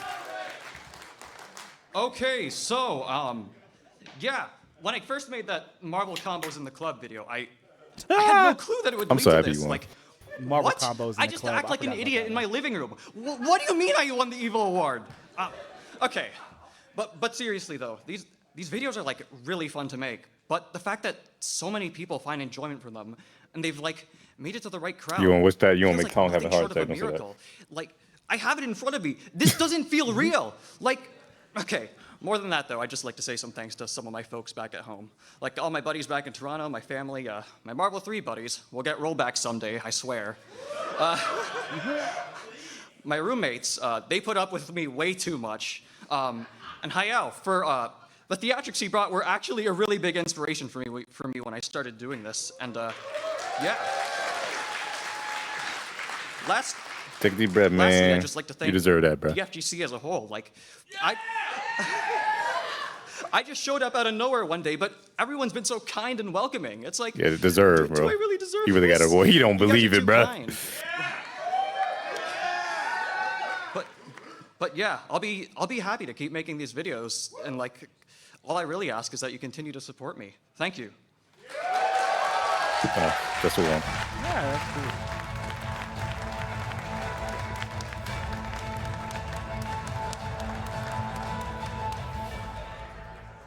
All right, our next presenter not only knows how to make very questionable tier lists, some pretty egregious thumbnails for YouTube. He can pop a barrel roll on stage like Peppy Hare, but he knows a lot about championships and Not that bad, he comebacks. says. Please welcome the Wazzler, Justin Wong. The Wazzler. 6-time EVO Awards. You know, Obama, I appreciate that, but I think my tier list is not that bad, you know? Right? I think you guys agree right here, but hey, that shot. Yipes. That was a Be big quiet, shot, bro. Please. Thank you. But we're here to present an award. I've been asked to hand out the award for Best Comeback presented by Nacon because I do know a little something about comebacks, right, Yipes? You was there. Best comeback. But, you know, I also was on the receiving end. I'm glad that Daigo isn't here tonight because I really believe they probably would show him in the audience instead. It would totally have been a totally different joke, right? But guess what? Whether it's because of Moment 37 or the times I did not get parried, I know what it took for our nominees to keep their cool under pressure while tens of thousands of people were watching. I know what it took to stay calm when everything was on the line, and what it took to be perfect when one wrong read or one wrong button would mean the end. But these 5 players withstood the pressure, stayed calm, and made all the right moves. And because of that, they've been nominated for Best Comeback presented by Nacon. The nominees for Best Comeback presented by Nacon are Hayao, EVO, Universal overhead, then backs away, dashes up in No danger. trophy. Oh my God, no. Okay.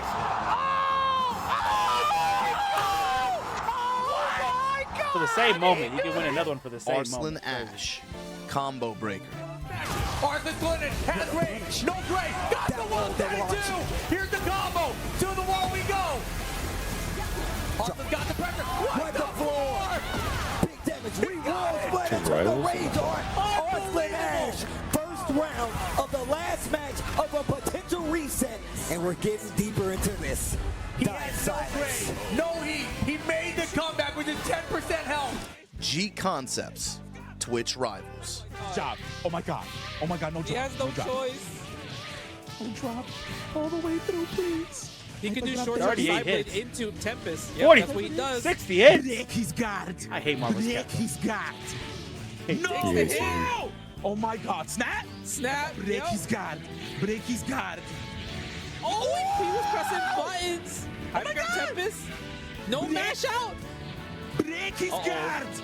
Rick, he's got it. Again. Goes for the throw. Whoa!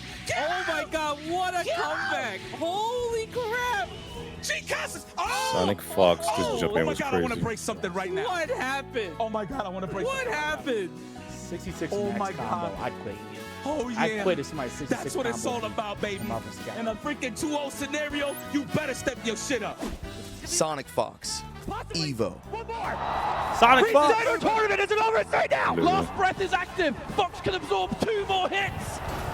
Oh, block is quickly jumping. Is this it? Sonic Fox is going to take Evolution once more and be one of the greatest Mortal Kombat players of all time. Yagami, Esports World Cup, The low. The rage card. Gonna be good. Yagami gonna Away, recover you a little come bit of back health. like- And he's Oh gonna my be God. activated. That's terrifying. Anyone's game. Who's Jesus gonna Christ, stay there's in so many this cool top ones out 8? there. I can't lie Hey, to you. Yagami is crazy. Hey, Yagami. Oh my God. Hell sweep. Now the mix. He broke the armor. It's over. Break trap. Are you kidding me? Yagami. Missed it 100%. Best Comeback presented by Nacon, Man, I gotta say that was a hard one to vote. But Yipes, did Io, you break yeah. anything? Because I'm 2 kind of awards curious. for Io. Oh, okay. They might thank go you. for 3. But I'm sorry, I just spoiled you But the again. thing is, they all deserve the award, but only one of them can win it. I know he wants to say. All right. The winner of the I keep best on forgetting you comeback now on the presented same. by I'm not Maycon used to like is- be watching someone now on the same time as me. I'm sorry. I can't believe, I don't know why I'm behind.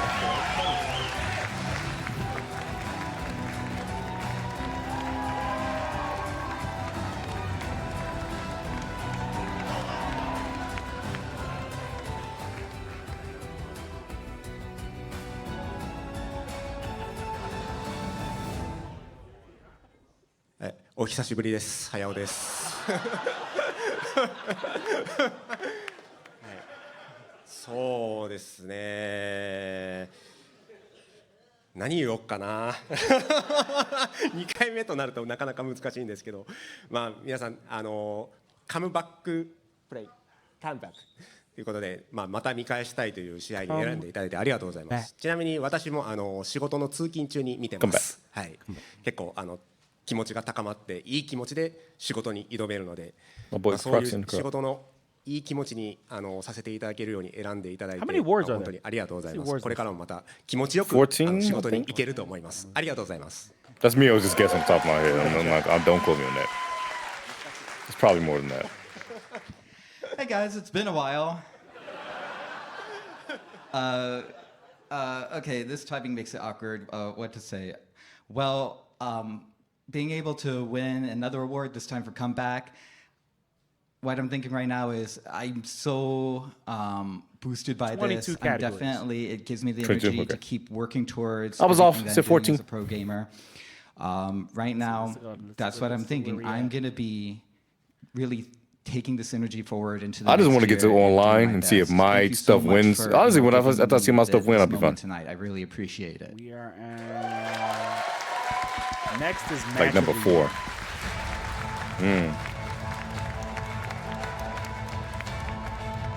got match of the year and then best on-air duo.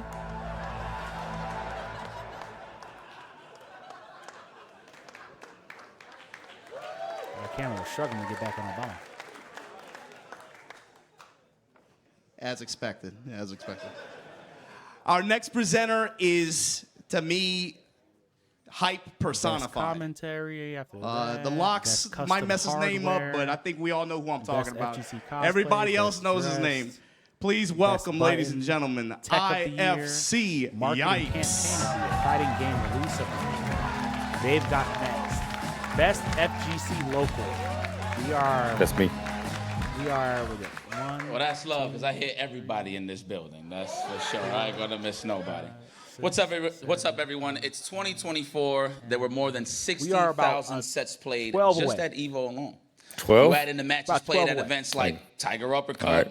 You got one more break out of me. After that, down the road in Orange I might have to County. just wake up and see it. Online series, invitationals, tournaments, and locals. And last year, the FGC played a ton of matches. The number almost breaks my mind. And now it's my privilege to introduce the 5 matches out of that ridiculous number that have been nominated. Online local is only that's online series and local. Those are my 2. Nominees for match of the year I'm not in are commentator. They don't know who I am. Punk versus They will Big one Bird. day. Don't say it like that. Street Fighter 6 Grand Finals. Yeah, those two are like. Those two are literally at the end. There it is. Punk gets his retribution. Those are at the end. His revenge. He is your Street Fighter 6 EVO champion. Hayao versus Frankie BFG. Street Fighter 3 Third Strike. Losers Quarterfinals. EVO. Sayo wins again. I'm gonna lose my mind. That would be close. How did he do that? Oh, the running man. Look at that. The running man. Nitro versus Tatuma. Guilty Gear Strive. Grand Finals. Sweating up there too. Oh, the fuzzy stuff. He threw this man to death. 1, 2, 3,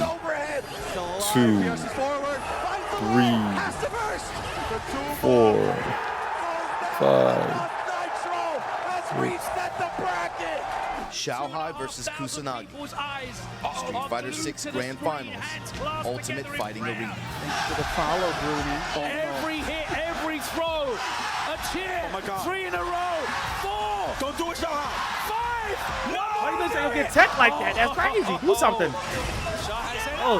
Wake up, OD. Dragon Punch and Kusanagi as the Arslan Ash versus Atif. Tekken 8 Grand Finals, EVO. Oh no. What? Harry to come back? Come back and win? Oh. Oh no, I thought he had him. Thought he had him. That'd be crazy. EVO champion! Oh my gosh. Match of the year. Fighting games are so much fun. Hayo won. He had 3 awards from Hayo. And I'd be all right with it. 3?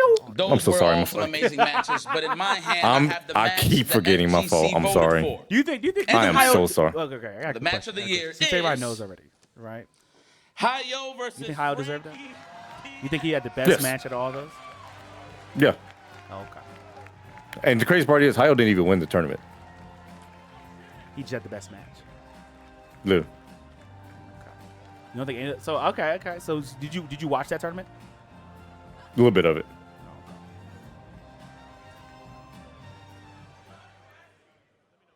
Already a 3-time winner is crazy. 3 times. はじめまして早尾ですそうですねまあフランキーさんとこの試合させてもらってまあ皆様の印象というかまあ記憶に残るというかまあすごく楽しかったなって思ってもらえたと思うんですね。まあその気持ちがなんか一番嬉しいなと思います。自分が優勝とかいい結果を残すよりもこのエボの大会で、まあ、サードストライクを見てサード楽しそうサードプレイヤー面白そうって思ってもらえることが私は一番もう何よりも嬉しいです。本当にありがとうございます。Hi everyone, nice to meet you. I'm Hayao. I want to first say thank you for allowing me to have that match with you. That means a lot to me. And It's nice that both sides more win than the award, winning the cup, what really makes a lot to me is that anyone who is watching that match, if that ignited some interest in Third Strike for you, you thought, oh, this is a nice game. Like, I'd like to try that out. I have never done that before. That feeling, if I was able to get any of you to feel that, that makes me the happiest.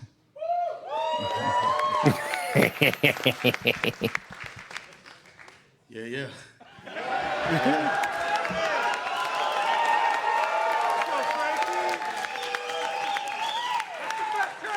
It feels kind of rotten getting an award for getting your ass kicked. I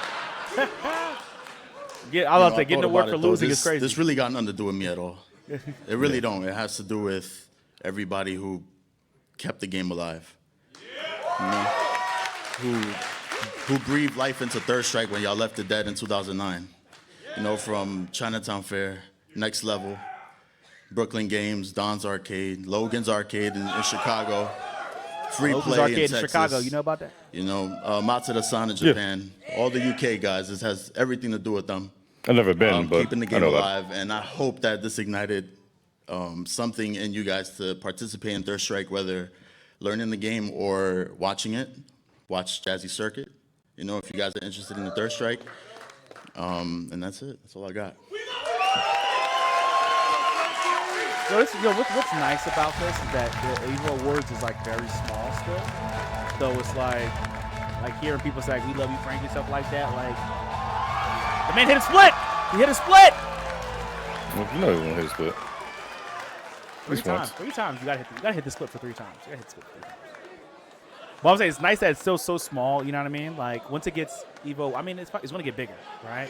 You Yes. know, in like 10 years, this EVO Awards is going to be like the one where they're like, We're gonna have to remember when talk we were to I intimate think and marketing small, and branding and about now this we're award like in show. a I think big Hayao kind concert of hall is or taking something ownership like of this that, you know, thing. big old place.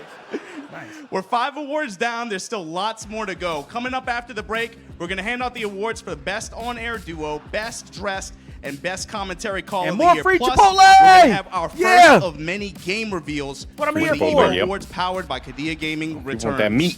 What? No pause. Hey, wait. Say that. No pause. No pause? Want that meat? No pause. The meat, no pause is crazy. The meat, No pause. All right. While they're I'll at double a down on break, everything I say. While they're at a break, Aaron, please. No, the meat. The meat. You want the meat like Drake want the meat? He don't want the meat because he just escaped. He tried to escape the beef. He did. He said. He tried to, beef. bro. That man really sued someone for it. You didn't go into the studio. You sued, bro. What? He said, fuck the beef. Let's make the ladies dance. Cannot believe that, bro. They said it's the best song on the album, brother. Man really sued. I cannot believe all that. Did you watch the State of Play? I did watch State of Play. What'd you think? No Wolverine. I was mad. Fair. But there was some cool games on there. I wasn't mad. The game I can't think of off the top of my head right now. I don't remember the name of it. But like it looked like your sword was like a matter of material and it was transforming into things you can fly, glide, into combat. It would look seamless too. It was really, really cool to look at. There was some good games on that. The Shinobi game also I'm looking forward to as well. It was some great indie games and other games on the side that were looking really nice. But I'm still very upset that Wolverine was teased during the countdown trailer and you didn't see it.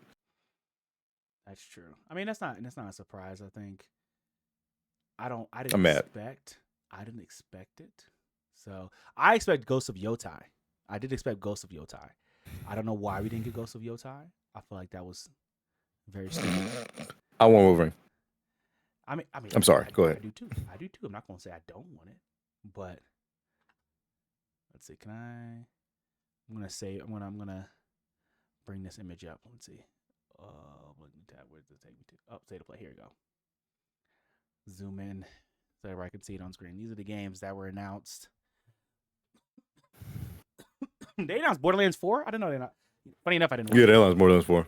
Borderlands 4. So people's biggest gripe with the State of Play on February 12th was that most of the games were multi-platform, and they only announced, I think, 1 or 2 exclusive games. Does that matter? Does that even matter anymore? Like, I don't know why that matters. It don't. But it's just like people just. The thing about it is like, there's always going to be people complaining about like this. How you know it's going to be. This how you know everybody complain about everything. You give everybody in a room, say there's a room of 15 people. You give everyone in the room $1 million. You know what someone's going to say? Why can't I get $2 million? That's true. You're never, ever going to please everybody. Someone's going to find something to complain about. That's true. Nah, it's just like, they got it. No, I agree. I think that when it comes to like the State of Play, before when I guess the console wars made sense. I mean, I guess people had a problem with it, but I think somebody said something on Twitter once, and they said, "Why do y'all care if they have exclusive games? Are you the shareholders? Why do you care if they sell more PlayStations? Man, do you make money when they sell more PlayStations? Do you make bread from that? No, you don't. So I don't know why you care if it's exclusive or not, right? Like even for like Xbox, like as someone who's, as we both know, I'm an Xbox guy more than a PlayStation guy, right? I have both now. I have a PS5 and a Series X, and I've been playing my PC more. But I don't like. I play my Xbox not because of the games necessarily it has, if that makes sense. Like when I bought an Xbox, I didn't think, oh yeah, I can play Halo and Gears. First of all, I hate Gears, so like that's controversial. I said earlier, I should have game I didn't like. Yo, Big Baba Frankie, how you doing, G? I don't like. Hey, Big Baba Frankie. I don't like Gears, so I went to my bought, and this is funny enough. I don't know if I told you before. One time, when Gears 5 came out, I bought Gears 5, and it came with every Gears game, like in the code. I started Gears 5. I said, "Wow, this is trash." I gave it away for free. I gave Gears 5 plus every Gears game away for free. That's how much I don't like Gears. But when I got an Xbox, I wasn't sitting there thinking like, man, this is, what I want or something like that. I'm not in it for the Gears, for Halo, for Forza. I don't even play Forza. I don't play Forza. I don't play Gears. So obviously I didn't get the Xbox for the right reasons. But I get Xbox because I can play with my friends because most of my friends are on Xbox. Exactly, on Xbox. On God, that's you got Xbox for your homies. Thanks for the How follow. you doing, Frank? Oh, yeah, I'm doing good. That's a big Baba. Frank, you know I'm over here chilling right now. It's me and my boy Black. We just watched the EVO Awards as well as talk about other video game stuff on the podcast type B. We just chilling though. Hope you're having a good ass day. Appreciate you stopping by. Hope you're staying blessed. If you want to watch the rest of the podcast, want to rerun the rest of the podcast, it'll be on offblackmag.com. I need to add that as a thing on here. You put on your announcements. I need to put on my announcements. But so when people join in, it says anyway.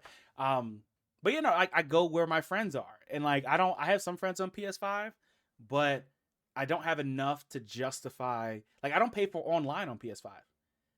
Because I don't have enough people to justify. If I want to play, I play Marvel Rivals on my PC.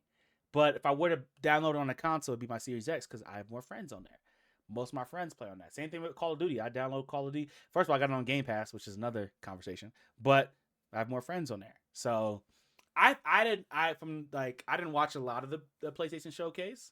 But from what I saw, the one thing I haven't heard is that the games are bad. That's the one thing I haven't heard. I've heard one person say, "Oh, well, the games they showed sucked." I've heard, most of the games are multi-platform, so that showcase sucked. That's what I've heard. So I'm like they're the shareholders. Like they were like, "Well, this isn't going to sell more PS5s. This state of play isn't going to sell more PS5."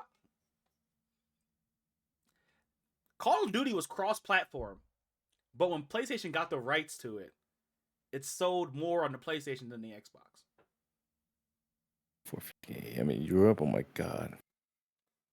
Yeah, no, the PS5 is not going. You know what's crazy? Still, people don't even have PS5 because they just got a PC instead. That's another big thing too.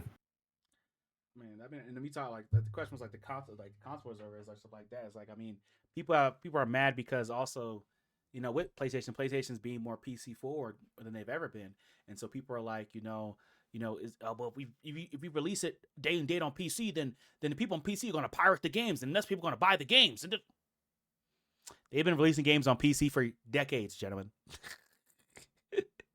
and they will continue. Like people because Spider-Man 2 didn't sell well on PC, or didn't sell as much as people guys thought it was.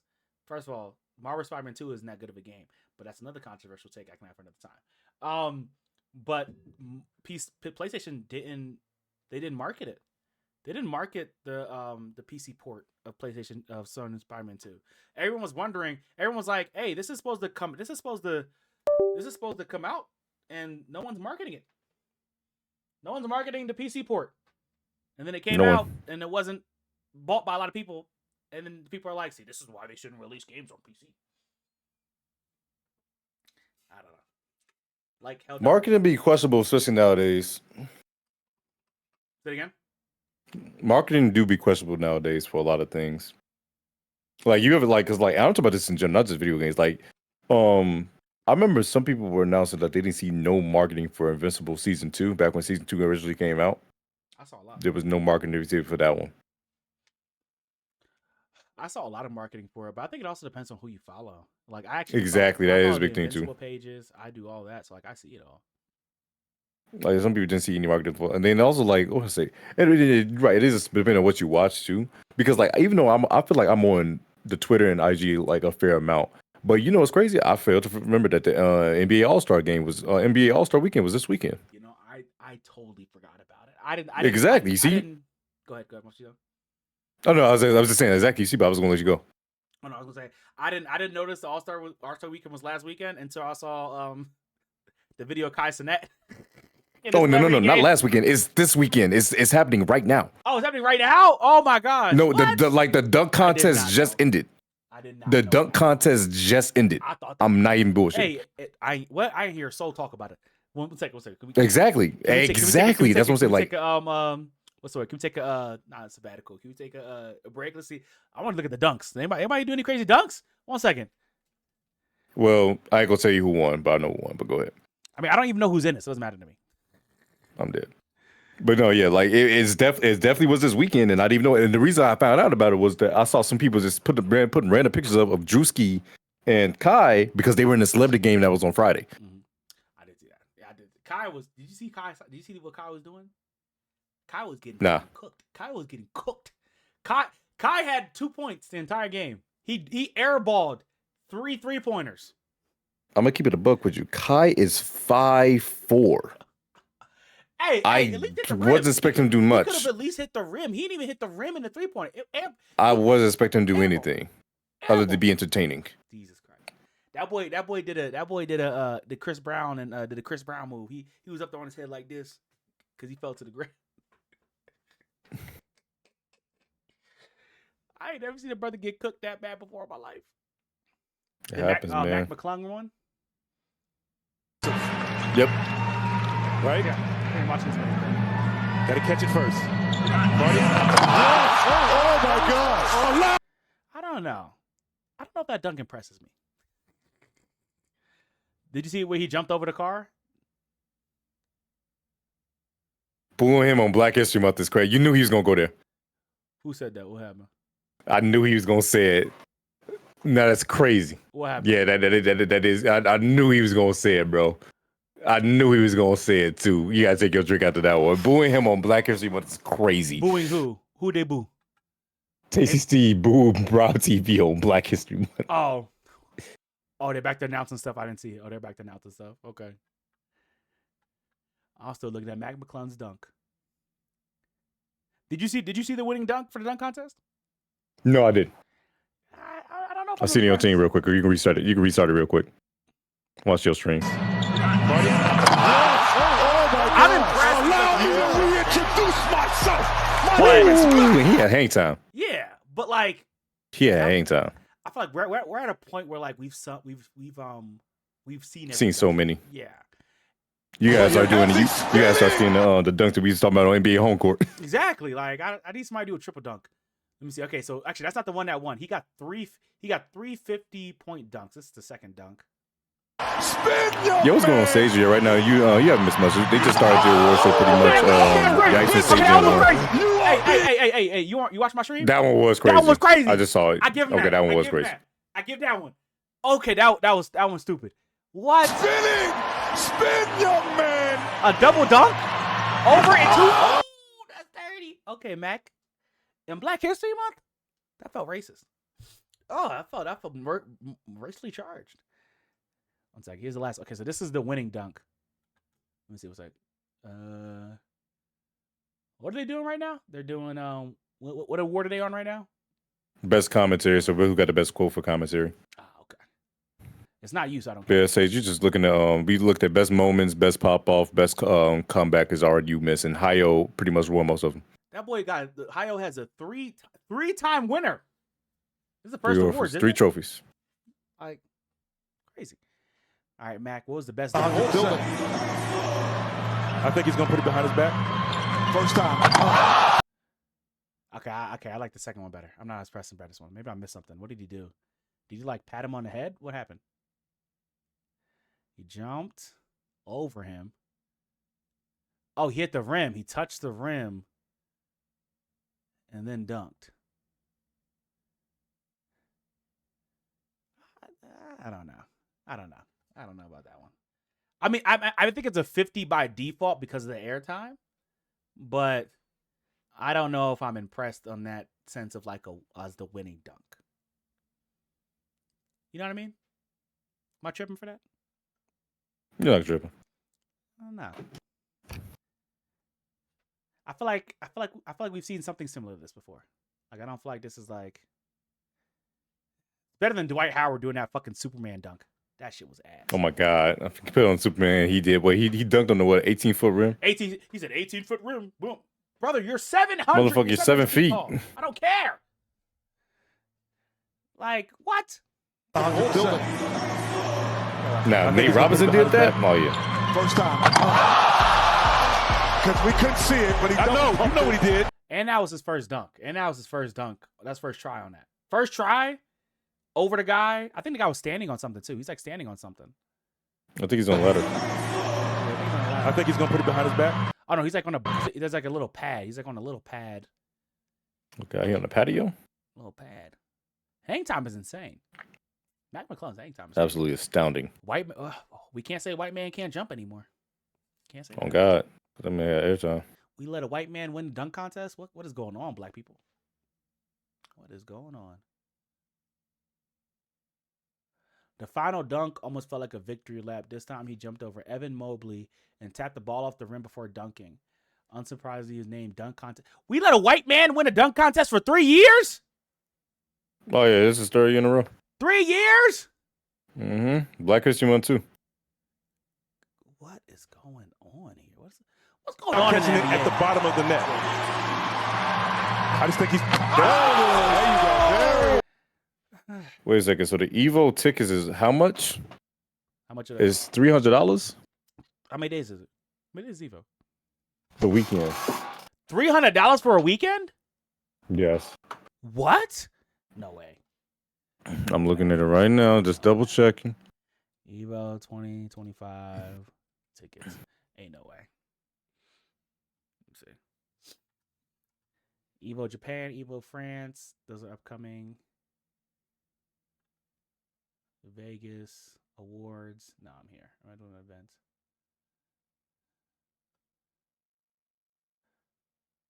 Okay, so Mark, Evo yeah. Japan is on sale. Okay. Where's the price? Oh, hotel booking, buy tickets, visitors. I have to register for this? Oh, no, here it is. 3-day bundle from Ticketpia.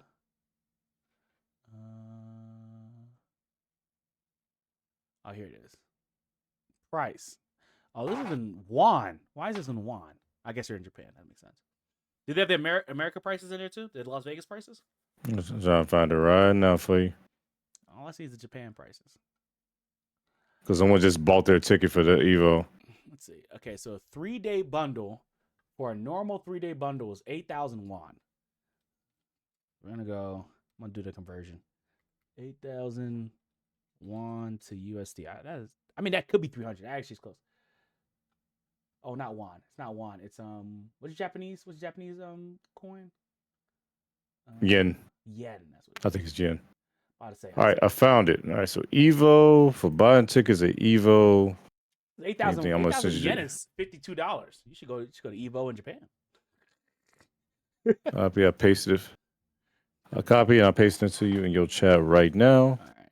If you were to buy your EVO tickets right now for the full 3-day early access, it will be $214. I think I have links turned off on my chat. That's why. Send in Discord. Oh. Hey, you should. Hey, go to. Hey. Actually, no. Take that back. No. I got an idea. I'm gonna sit in. Oh wait, no. I can't. Okay, I see what you mean. Yeah. So I just delete links because I don't trust nobody. You're right. 3-day. Hey, if you have the money to fly to Japan, That's $214. $214. If you have the money to fly to Japan and go to EVO. For Friday, Saturday, and Sunday in Japan, it's $53 American US. That is crazy. It's $180. So with tax and all, platform fee is $10.80, and then Vegas live entertainment tax is $16. So it makes it $214. That's insane. All right, let's visit the site. Here we go. I'm here. 180 3-day event badge. 180 isn't a bad price for what you're getting. But it's the taxes on top of it. But it's the taxes on top of it. Everything else is what makes it horrible. 1 day is 80, 1 day is 90. Why is Sunday $100? Is Sunday the biggest day? Shouldn't Sunday is the biggest day. Yeah, Sunday is where you is the finals day where everybody really just comes to watch and whatnot. Some people just go out to Sunday just to watch it. I think that's like the difference between like a convention and a competition. Yeah. Because a convention Saturday would be the most expensive day and Sunday would be the cheapest. But a competition, it makes sense. $214. Man, that could be worse, I guess. Someone just out there. Somebody already said they booked their hotel spectator pass and arena ticket already for EVO. They was prepared. Just prepared to spend that cash, bro. Hey, all I'm saying is, if you have the money, ladies and gentlemen, go to EVO in Japan. That is $53, and you get a vacation. $53. You ain't lying about the vacation. That's a great price. How much is a flight to Japan right now? Let's see. And the hotel's going to be cheaper, too, because you're in Japan. let's say you spend like you go to Japan, $53 for 3 days. You spend maybe $200 on the hotel for the weekend. Maybe $250 if maybe $300 if you fancy. $150 that weekend for food. There's a price comparison to be done there. There's an argument there. I see it. It's valid. I can see it. I could do it. What are they announcing now? Voice acting. I competed at Cosplayers. Ooh. Wait, that means Valentine can win. My homie Valentine can win. But you really can turn dreams to reality. Is she nominated? That said, I was so excited to see EVO honor the cosplayers who put in so much energy, put in so much work into transforming themselves into fighting game characters as well. These are your nominees, and they're magnum opus! The nominees for Best Cosplay are Miss Valentine, Lord Beerus from Dragon Ball FighterZ, Chiba Josui, Blanca from Street Fighter 6, Chonibu, I really hope Kimberly from Street Fighter 6. Right there. That's a good Kimberly. Onesaya, Bridget That was a from really good Guilty Kimberly. Gear Strive, That Guilty Gear Strive goes too far. She got a working Cry Rain, Lily from Street Fighter 6. Best Cosplay. On Black History Month, she won. No, this is what I love to see. Black excellence. Good luck to everyone. Shimibu won. All right, the winner for Best Cosplay is Who the hell is screaming like that? Chonibu! That was the Kimberly one, right? Yes. Good. On Black History Month, this is amazing.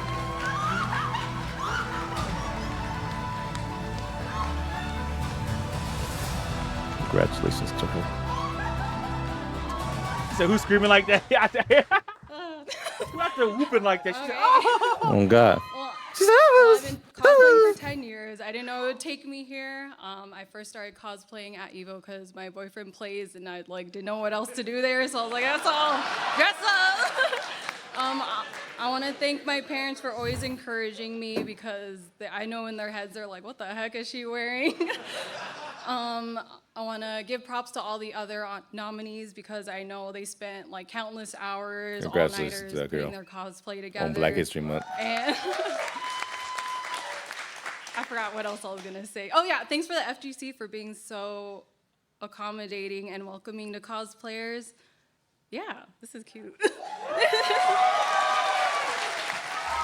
Oh yeah, I forgot we got announcements.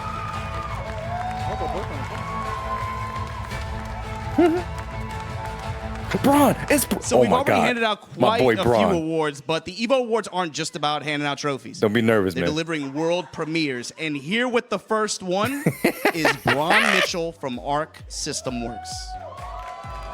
Works at Arc Systems? This is my boy, Braun, bro. I love this, bro. He works This at is my Arc dog Systems? right here.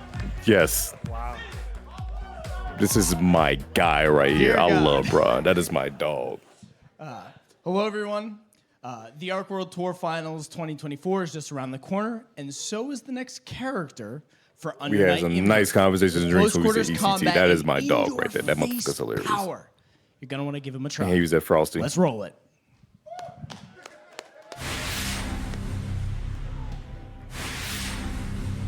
Soft circle French bread.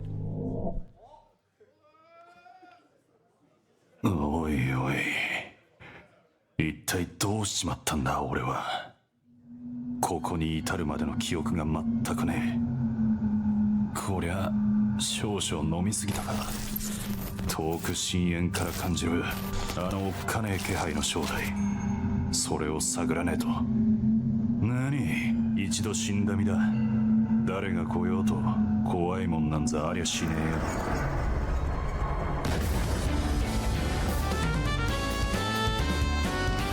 我が名は王が万機の頂に立つ帰国の王。読みより湧き立つ The new character being added from Uni. 死神の剣。 Ogre. Oh, I heard there's someone told me about leaks about this. そのまま落ちていくといい。鬼ども No, の whatever. 地獄へとな。He looked cool though. Why can't I have a fighter game like this? But why can't we have it for Hunter x Hunter? That Hunter x Hunter fighting game better be fire. That Hunter x Hunter fighter game better go stupid. If it doesn't, I'm gonna be pissed. Hunter fighter game better go stupid.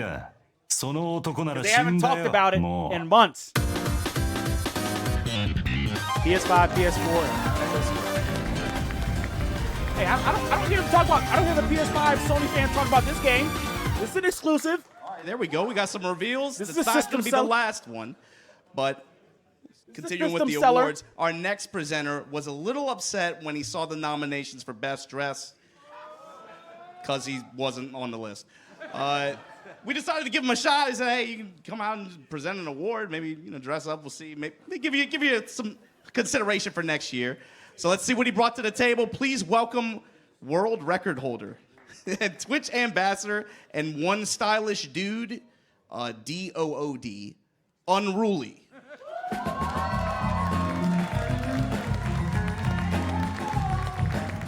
Unruly is unnecessarily tall. What's going on? What's going on? But before I badly read off this teleprompter, I'm going to say I commentated with him at LZQ back in 2021. No, 2020, right when quarantine hit. Years ago, would I imagine we would have something like this to celebrate us? Like it blows my mind, man. Like I was looking for a place to go on a Saturday night, and Family Fun was there, and now we're all here. Got an ascot? It's amazing. Got an ascot big on? shout outs. But trying to thank you, show out. Obama, for that. I appreciate that. But like, I know you guys probably saw my Twitter post. I mean, we could bring that up, right? Now, come on. Now tell me, I look good, right? I mean, you guys were saying it, but no, but real. They told me to say that, but yeah, no, but like, tell me these aren't fire. But don't worry. I'm gonna lab it up. You know what I'm saying? I'm gonna go to the lab, come out with some fire outfits. So when I go to EVO this year, I'm gonna secure a nomination. But that's one of the cool things about the FGC, because like I've been looking at you guys, and you guys all look fire. You know what I'm saying? So not only is this like award for just like the FGC, we can clear anybody. You know what I'm saying? Like the CS community, easy. You know what I'm saying? Like anybody else, we got them. But not only is this for the FGC, I would say this is all of gaming. You guys clear it. Either you're bald, you have a fade, but or anyways, you're blocks. But you know what? I'm going to let you guys decide. There's a few people outside the norm. Best dress afros presented. here and there. Wait, let me see. Seen a lot of locks. They hooked me up. Am I wrong on that? All right, so let's go check it out. Nominees for Best Dressed, presented by. You said locks and you said locks, bald, and what was last name? I said in fades. Yeah, that's pretty much a tradition for niggas. Or number one. Or number one.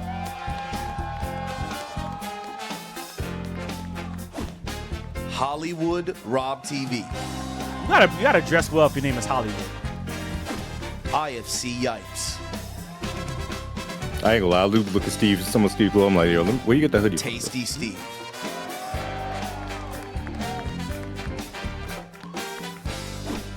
Best Dressed. Those three black people in there. They said, yeah. Zenny. There's three black people in their nominees. All right. I'm not going to lie. They're looking pretty good, and I see why they were nominated. But the question, we're going to let the FGC decide who they voted for I ain't the best spoiled you this time. And the winner of the Best saw you Dress smiling. I my bro. by Zenny is... Woo! Tasty Steve! Wow, Tasty. Steve won. I need to pause on that. Tasty Steve is still good.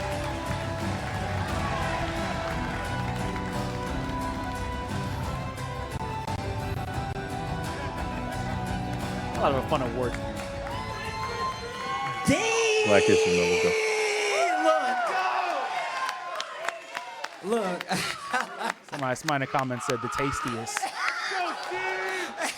It said Rob was Rob. First and foremost, Rob I gotta was Rob. say, I ain't gonna lie, Tasty Steve, like, one of the there's been a couple reasons times where I looked at his always hoodie, make his sure sweater that he I put got, and I'm like, personality yo, where you when get I'm that shit from? talking, whether I'm walking, I can't cap to him at all. He really do be where getting I that come shit. from. I come from the Yeah, FGC, and I Yeah, you always do. swag out, just like y'all always swag out. Y'all know what y'all do. I look good for us. I don't only look good for me. You know what it is. You know what it is, Yipes. But shout outs to everybody else that was nominated, because y'all know y'all keep it flashy, especially my boy Logan Sama. He's one of them. Thank you guys so much. I promise you I will never look trashy on camera. I love you guys. Thanks. It's a fun award.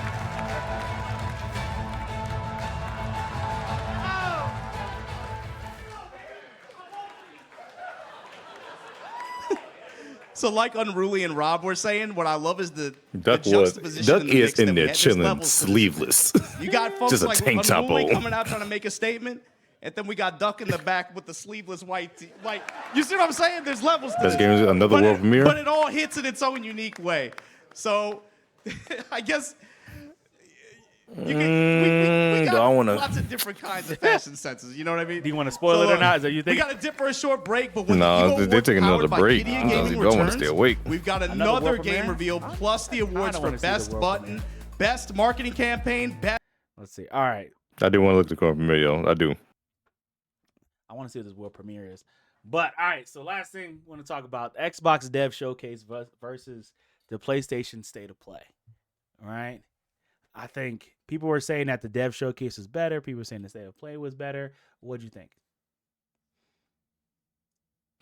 I like State of Play. Because like at the end of the day, though, like the big thing about Xbox and State of Play, like you just said, is that they mostly do show the same games.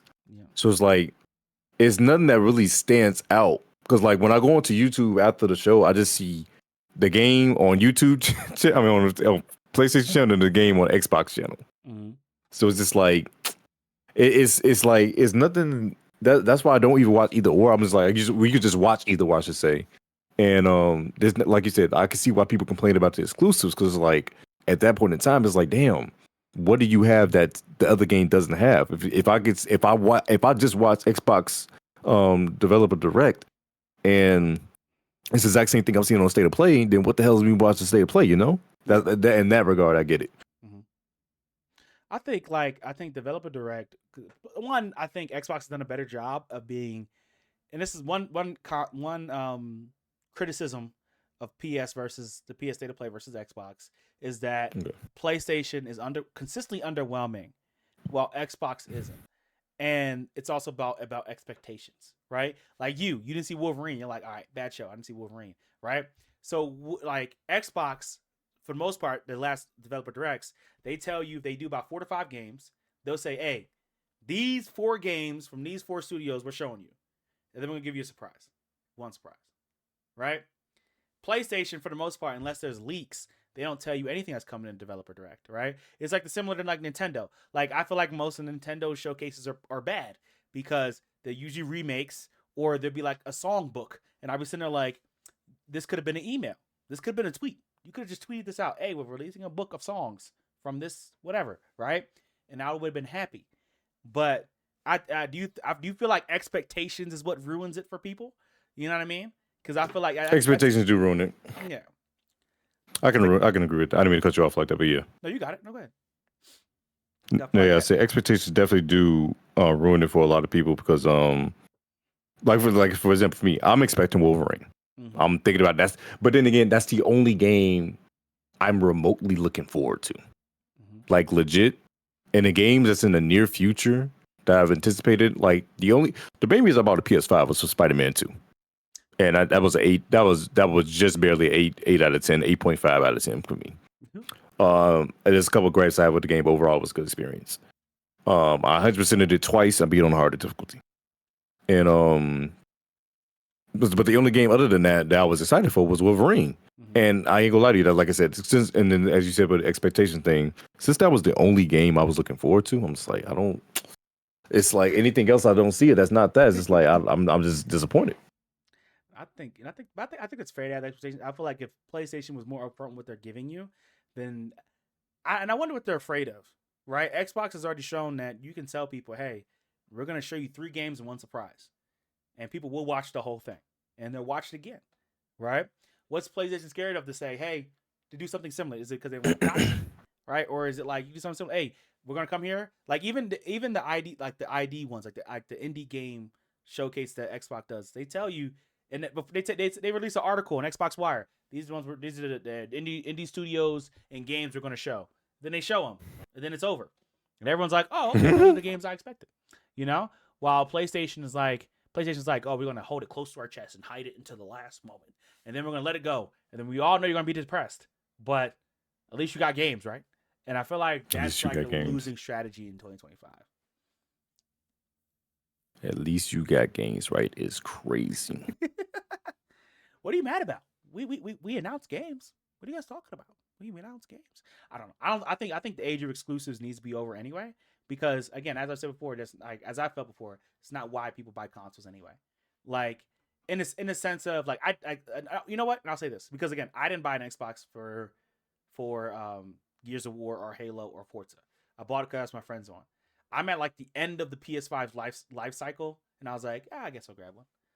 You know, I want to play Spider-Man. And that was it. Spider-Man, really, I mean, low-key, Spider-Man 1 through 2 was also why I bought the PS5.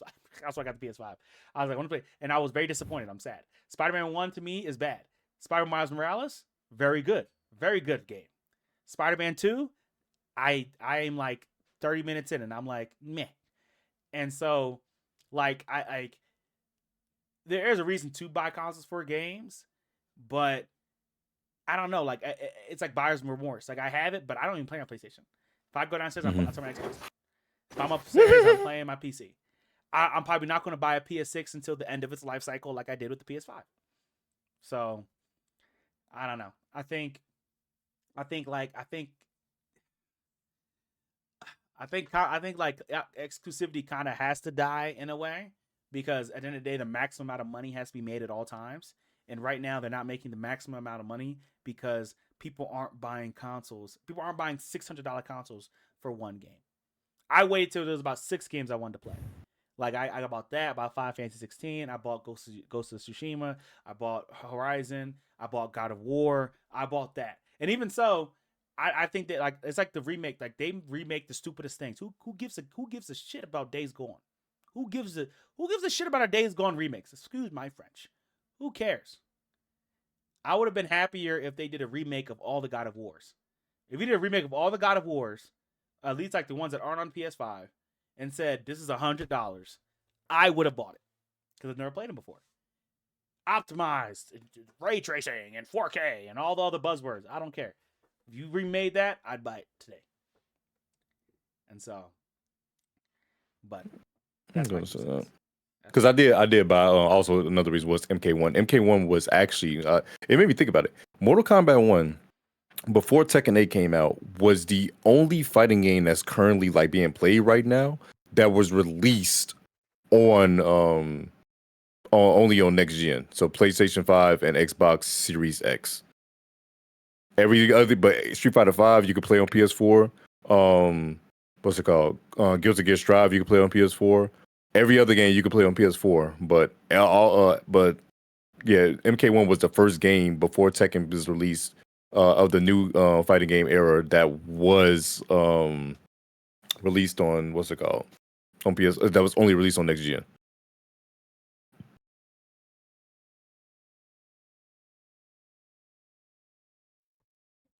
Was listening, but I got a call. But no, I agree. Like, because like Mortal Kombat 1, like I still haven't bought the fighting games yet. That's just so. Once I got to college, I didn't have anybody to play with, so I stopped buying them. That's another thing that made it hard for me. And a lot of my friends I play online with don't play those games.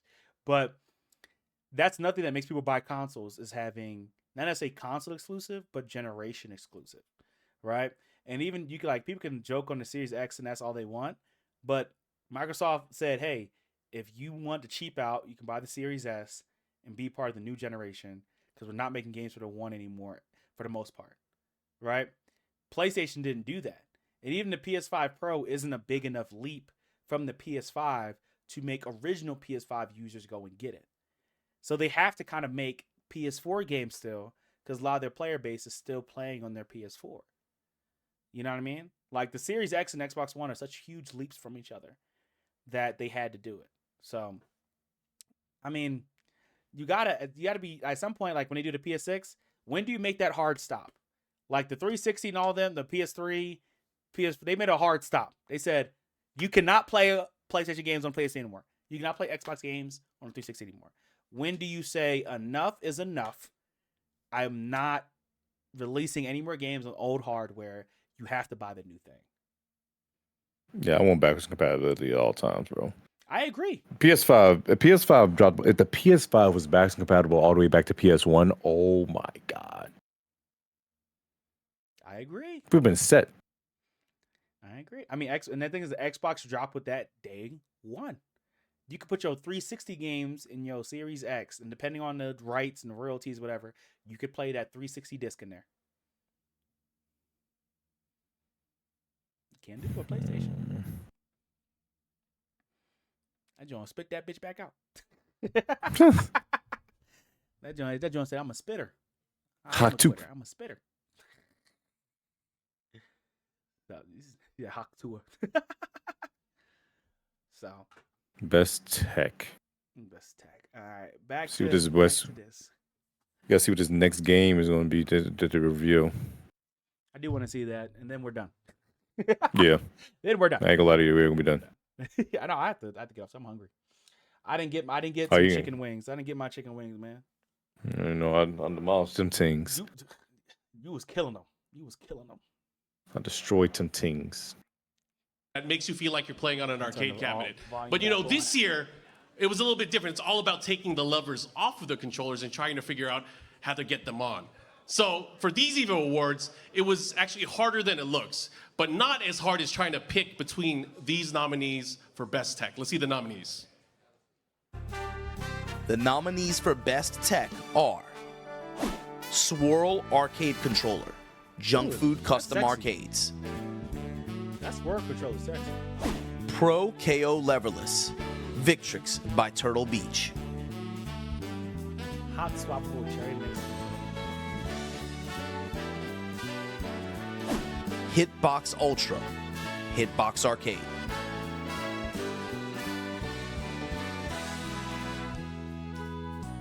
You really lost in the sauce. Sapphire Leverless Controller. If you buy one of these, Quamba. I need you to win a tournament. Buy this tech, you gotta They be ready, boy.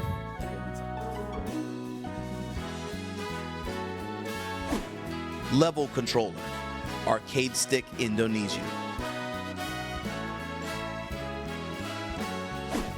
Best Tech. You gotta think about it. Like, we moved away from like arcades. And just like the winner for Best Hardware, the winner for Best Tech will also be included at the EVO Arcade Stick Museum. And no matter who wins, I do want to congratulate everybody here for all of their innovations and their dedications to giving the FGC better gear each and every year. So for this year's winner for Best Tech is the Pro KO Leverless by Victrix. Can we get the Victrix team up here?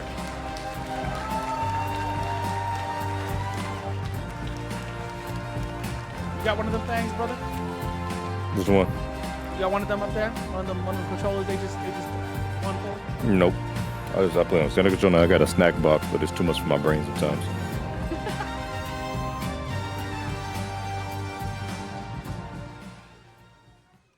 All right, well, got a few things to say here. One, wanted to thank the entire EVO team for nominating us for this award. Very much appreciate it.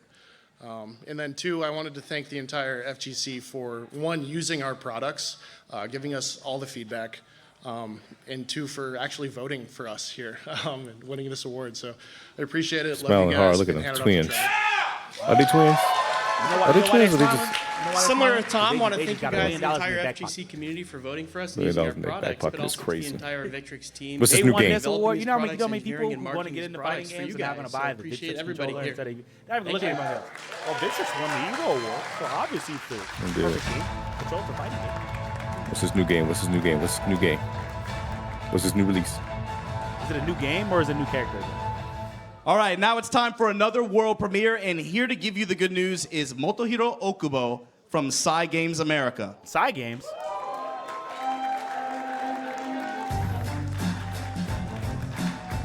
This is going to be a full game. Or are they making Hunter x Hunter? Please give me something. My name Give is me a Hunter. Motohiro Give me Okubo some looks at from Hunter. Psy Games America. I would like to thank every organizer and most importantly, our incredible players for giving me the opportunity to share this special moment here at EVO Awards. Tento, you don't look excited. Am I not going to be excited for this game? You're going to see him, Fancy, last right year now. at EVO Las Vegas, we were able to announce Season 2 of the GBBS character class. My homies play this game. Today, I don't play on this behalf game. of Psy Games, I am excited to present this video. Please enjoy. Thank you. I thought Grand Blue already had a new game come out, didn't Real Rising, yeah. But it's the new characters. New character reveal. Back where I started, and I hate to keep it simple, but you always gotta press me when you run up in my face. I'm at the corner at the party, feeling different. You're still near me, pushing buttons, always thinking that you break. Going too fast, spinning at me every single second that you can't grab. I've been trying to block you, it gets fuzzy with the same trap. I bet you call me easy, then need me, and then get greedy, run up, and it's just an L, man. You're so vanilla, it's like I want 3 out of 5. Skill issue and I'm Gallon? going to strike. Song sounds pretty decent. I feel broken. You should thank me, glad I'm not who you I don't like it. I'm not a fan. Make it the game 5? Oh, man. I want to get into this game just because one of my teammates commentated. He's the only person on my team I have not commentated with yet. Grand Blue. Say less. Early 2026, Jesus Christ. Oh, they got the character pass for next year? That's, well, one of the last character comes out early 2026. LeBron?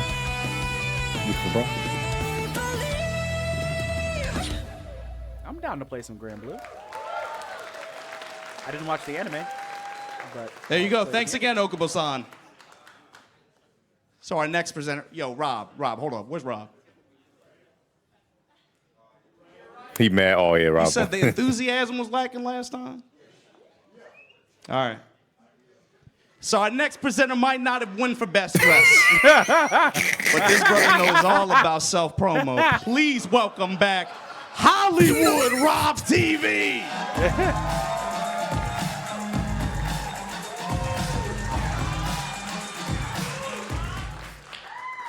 I'm mad as hell. Why he sound like that one actor? What's his name? This ain't no teleprompter or nothing. I'm mad as hell. He sound like This is the biggest robbery since Uma One Capcom. I have his Do you face see in my head. outfit? He's in Head Get Out. to He's in toe? Get Out at Do the you end. see He's these the, gators on my goddamn He's feet? the main character's friend in Get Out at the airport. Oh, he's about Rob. Well, his name is Rob too, but For yeah. every single show, Big Hollywood will now be pulling up only in Alex Valle white tank tops to every single top 8 in the FGC. Since Big Hollywood not winning an award out here, that's what y'all want. Anyway, I suppose it is true that I understand the power of marketing, and everyone knows when it comes to good marketing, it's not about telling untruths. It's about showing the people who you truly are. For example, I let the world know that I'm a handsome, energetic, he charismatic, sound like Lil Rel. young black man. He sounds just like him. He said that was his brother. I wouldn't be surprised. Who's pretty good at hosting. And then boom, EVO asked me to present more awards than Tasty Steve. No, they got Cristiano Ronaldo to do this. This was insane. That's marketing, baby. I was like, what? Ronaldo? How much money did y'all pay to Ronaldo to do this? Are not so bad at marketing either. The nominees for Best Marketing Campaign are Who could spend the Fatal most money? Fury, City of the Wolves, and Cristiano Who Ronaldo. can spend the most money? SNK. Who has the most money to burn? 2XKO, Riot Games. I ain't gonna lie, Chipotle might need to get it. EVO, Street Fighter 6, and Tekken 8. Oh no, they gotta give it to Chipotle. They gotta give it to Chipotle. Do you need some extra guac with that? Chipotle for the win. Hey man, do you want extra guac? I voted for ECT though. You said what? Street I Fighter voted 6 for the last one. You Season go see 2. it. Oh. Capcom. The last one? The last one. ECT commercial. Hitbox Arcade. That one? Get a little taste. No, well, our marketing for the hitbox for ECT. And talk to us about your wildest, leverless dreams. Oh, that one's fun.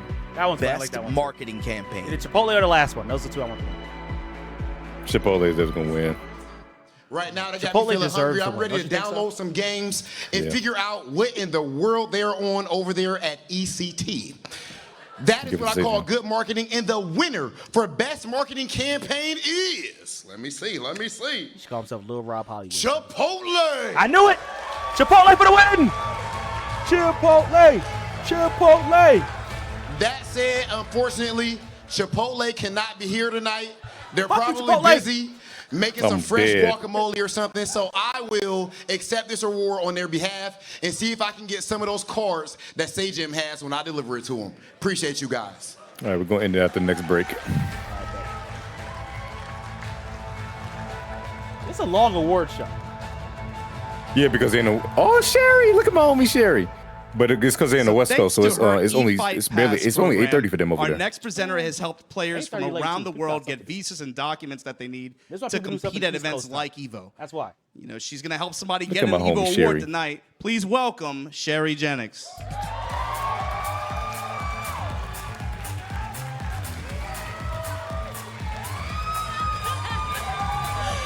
Wow, okay. They call me Sherry. Hello, everybody. And it is so great to see so many friends in the audience tonight. And the thing that brought me and most of those friends together for the first time was fighting games. Right? 15 years. I've been here for 15 years. Fighting games were the reason to drive to someone's house, the reason to go over to a bar for a local, and even jump on a plane and come halfway around the world to compete. Fighting games are why we are here tonight, and it's my privilege to present the award for the best game release. No, best game Let's take release. a look at the 5 nominees. The nominees for Best Game Release are Street Fighter 6 Season 2 DLC, Capcom.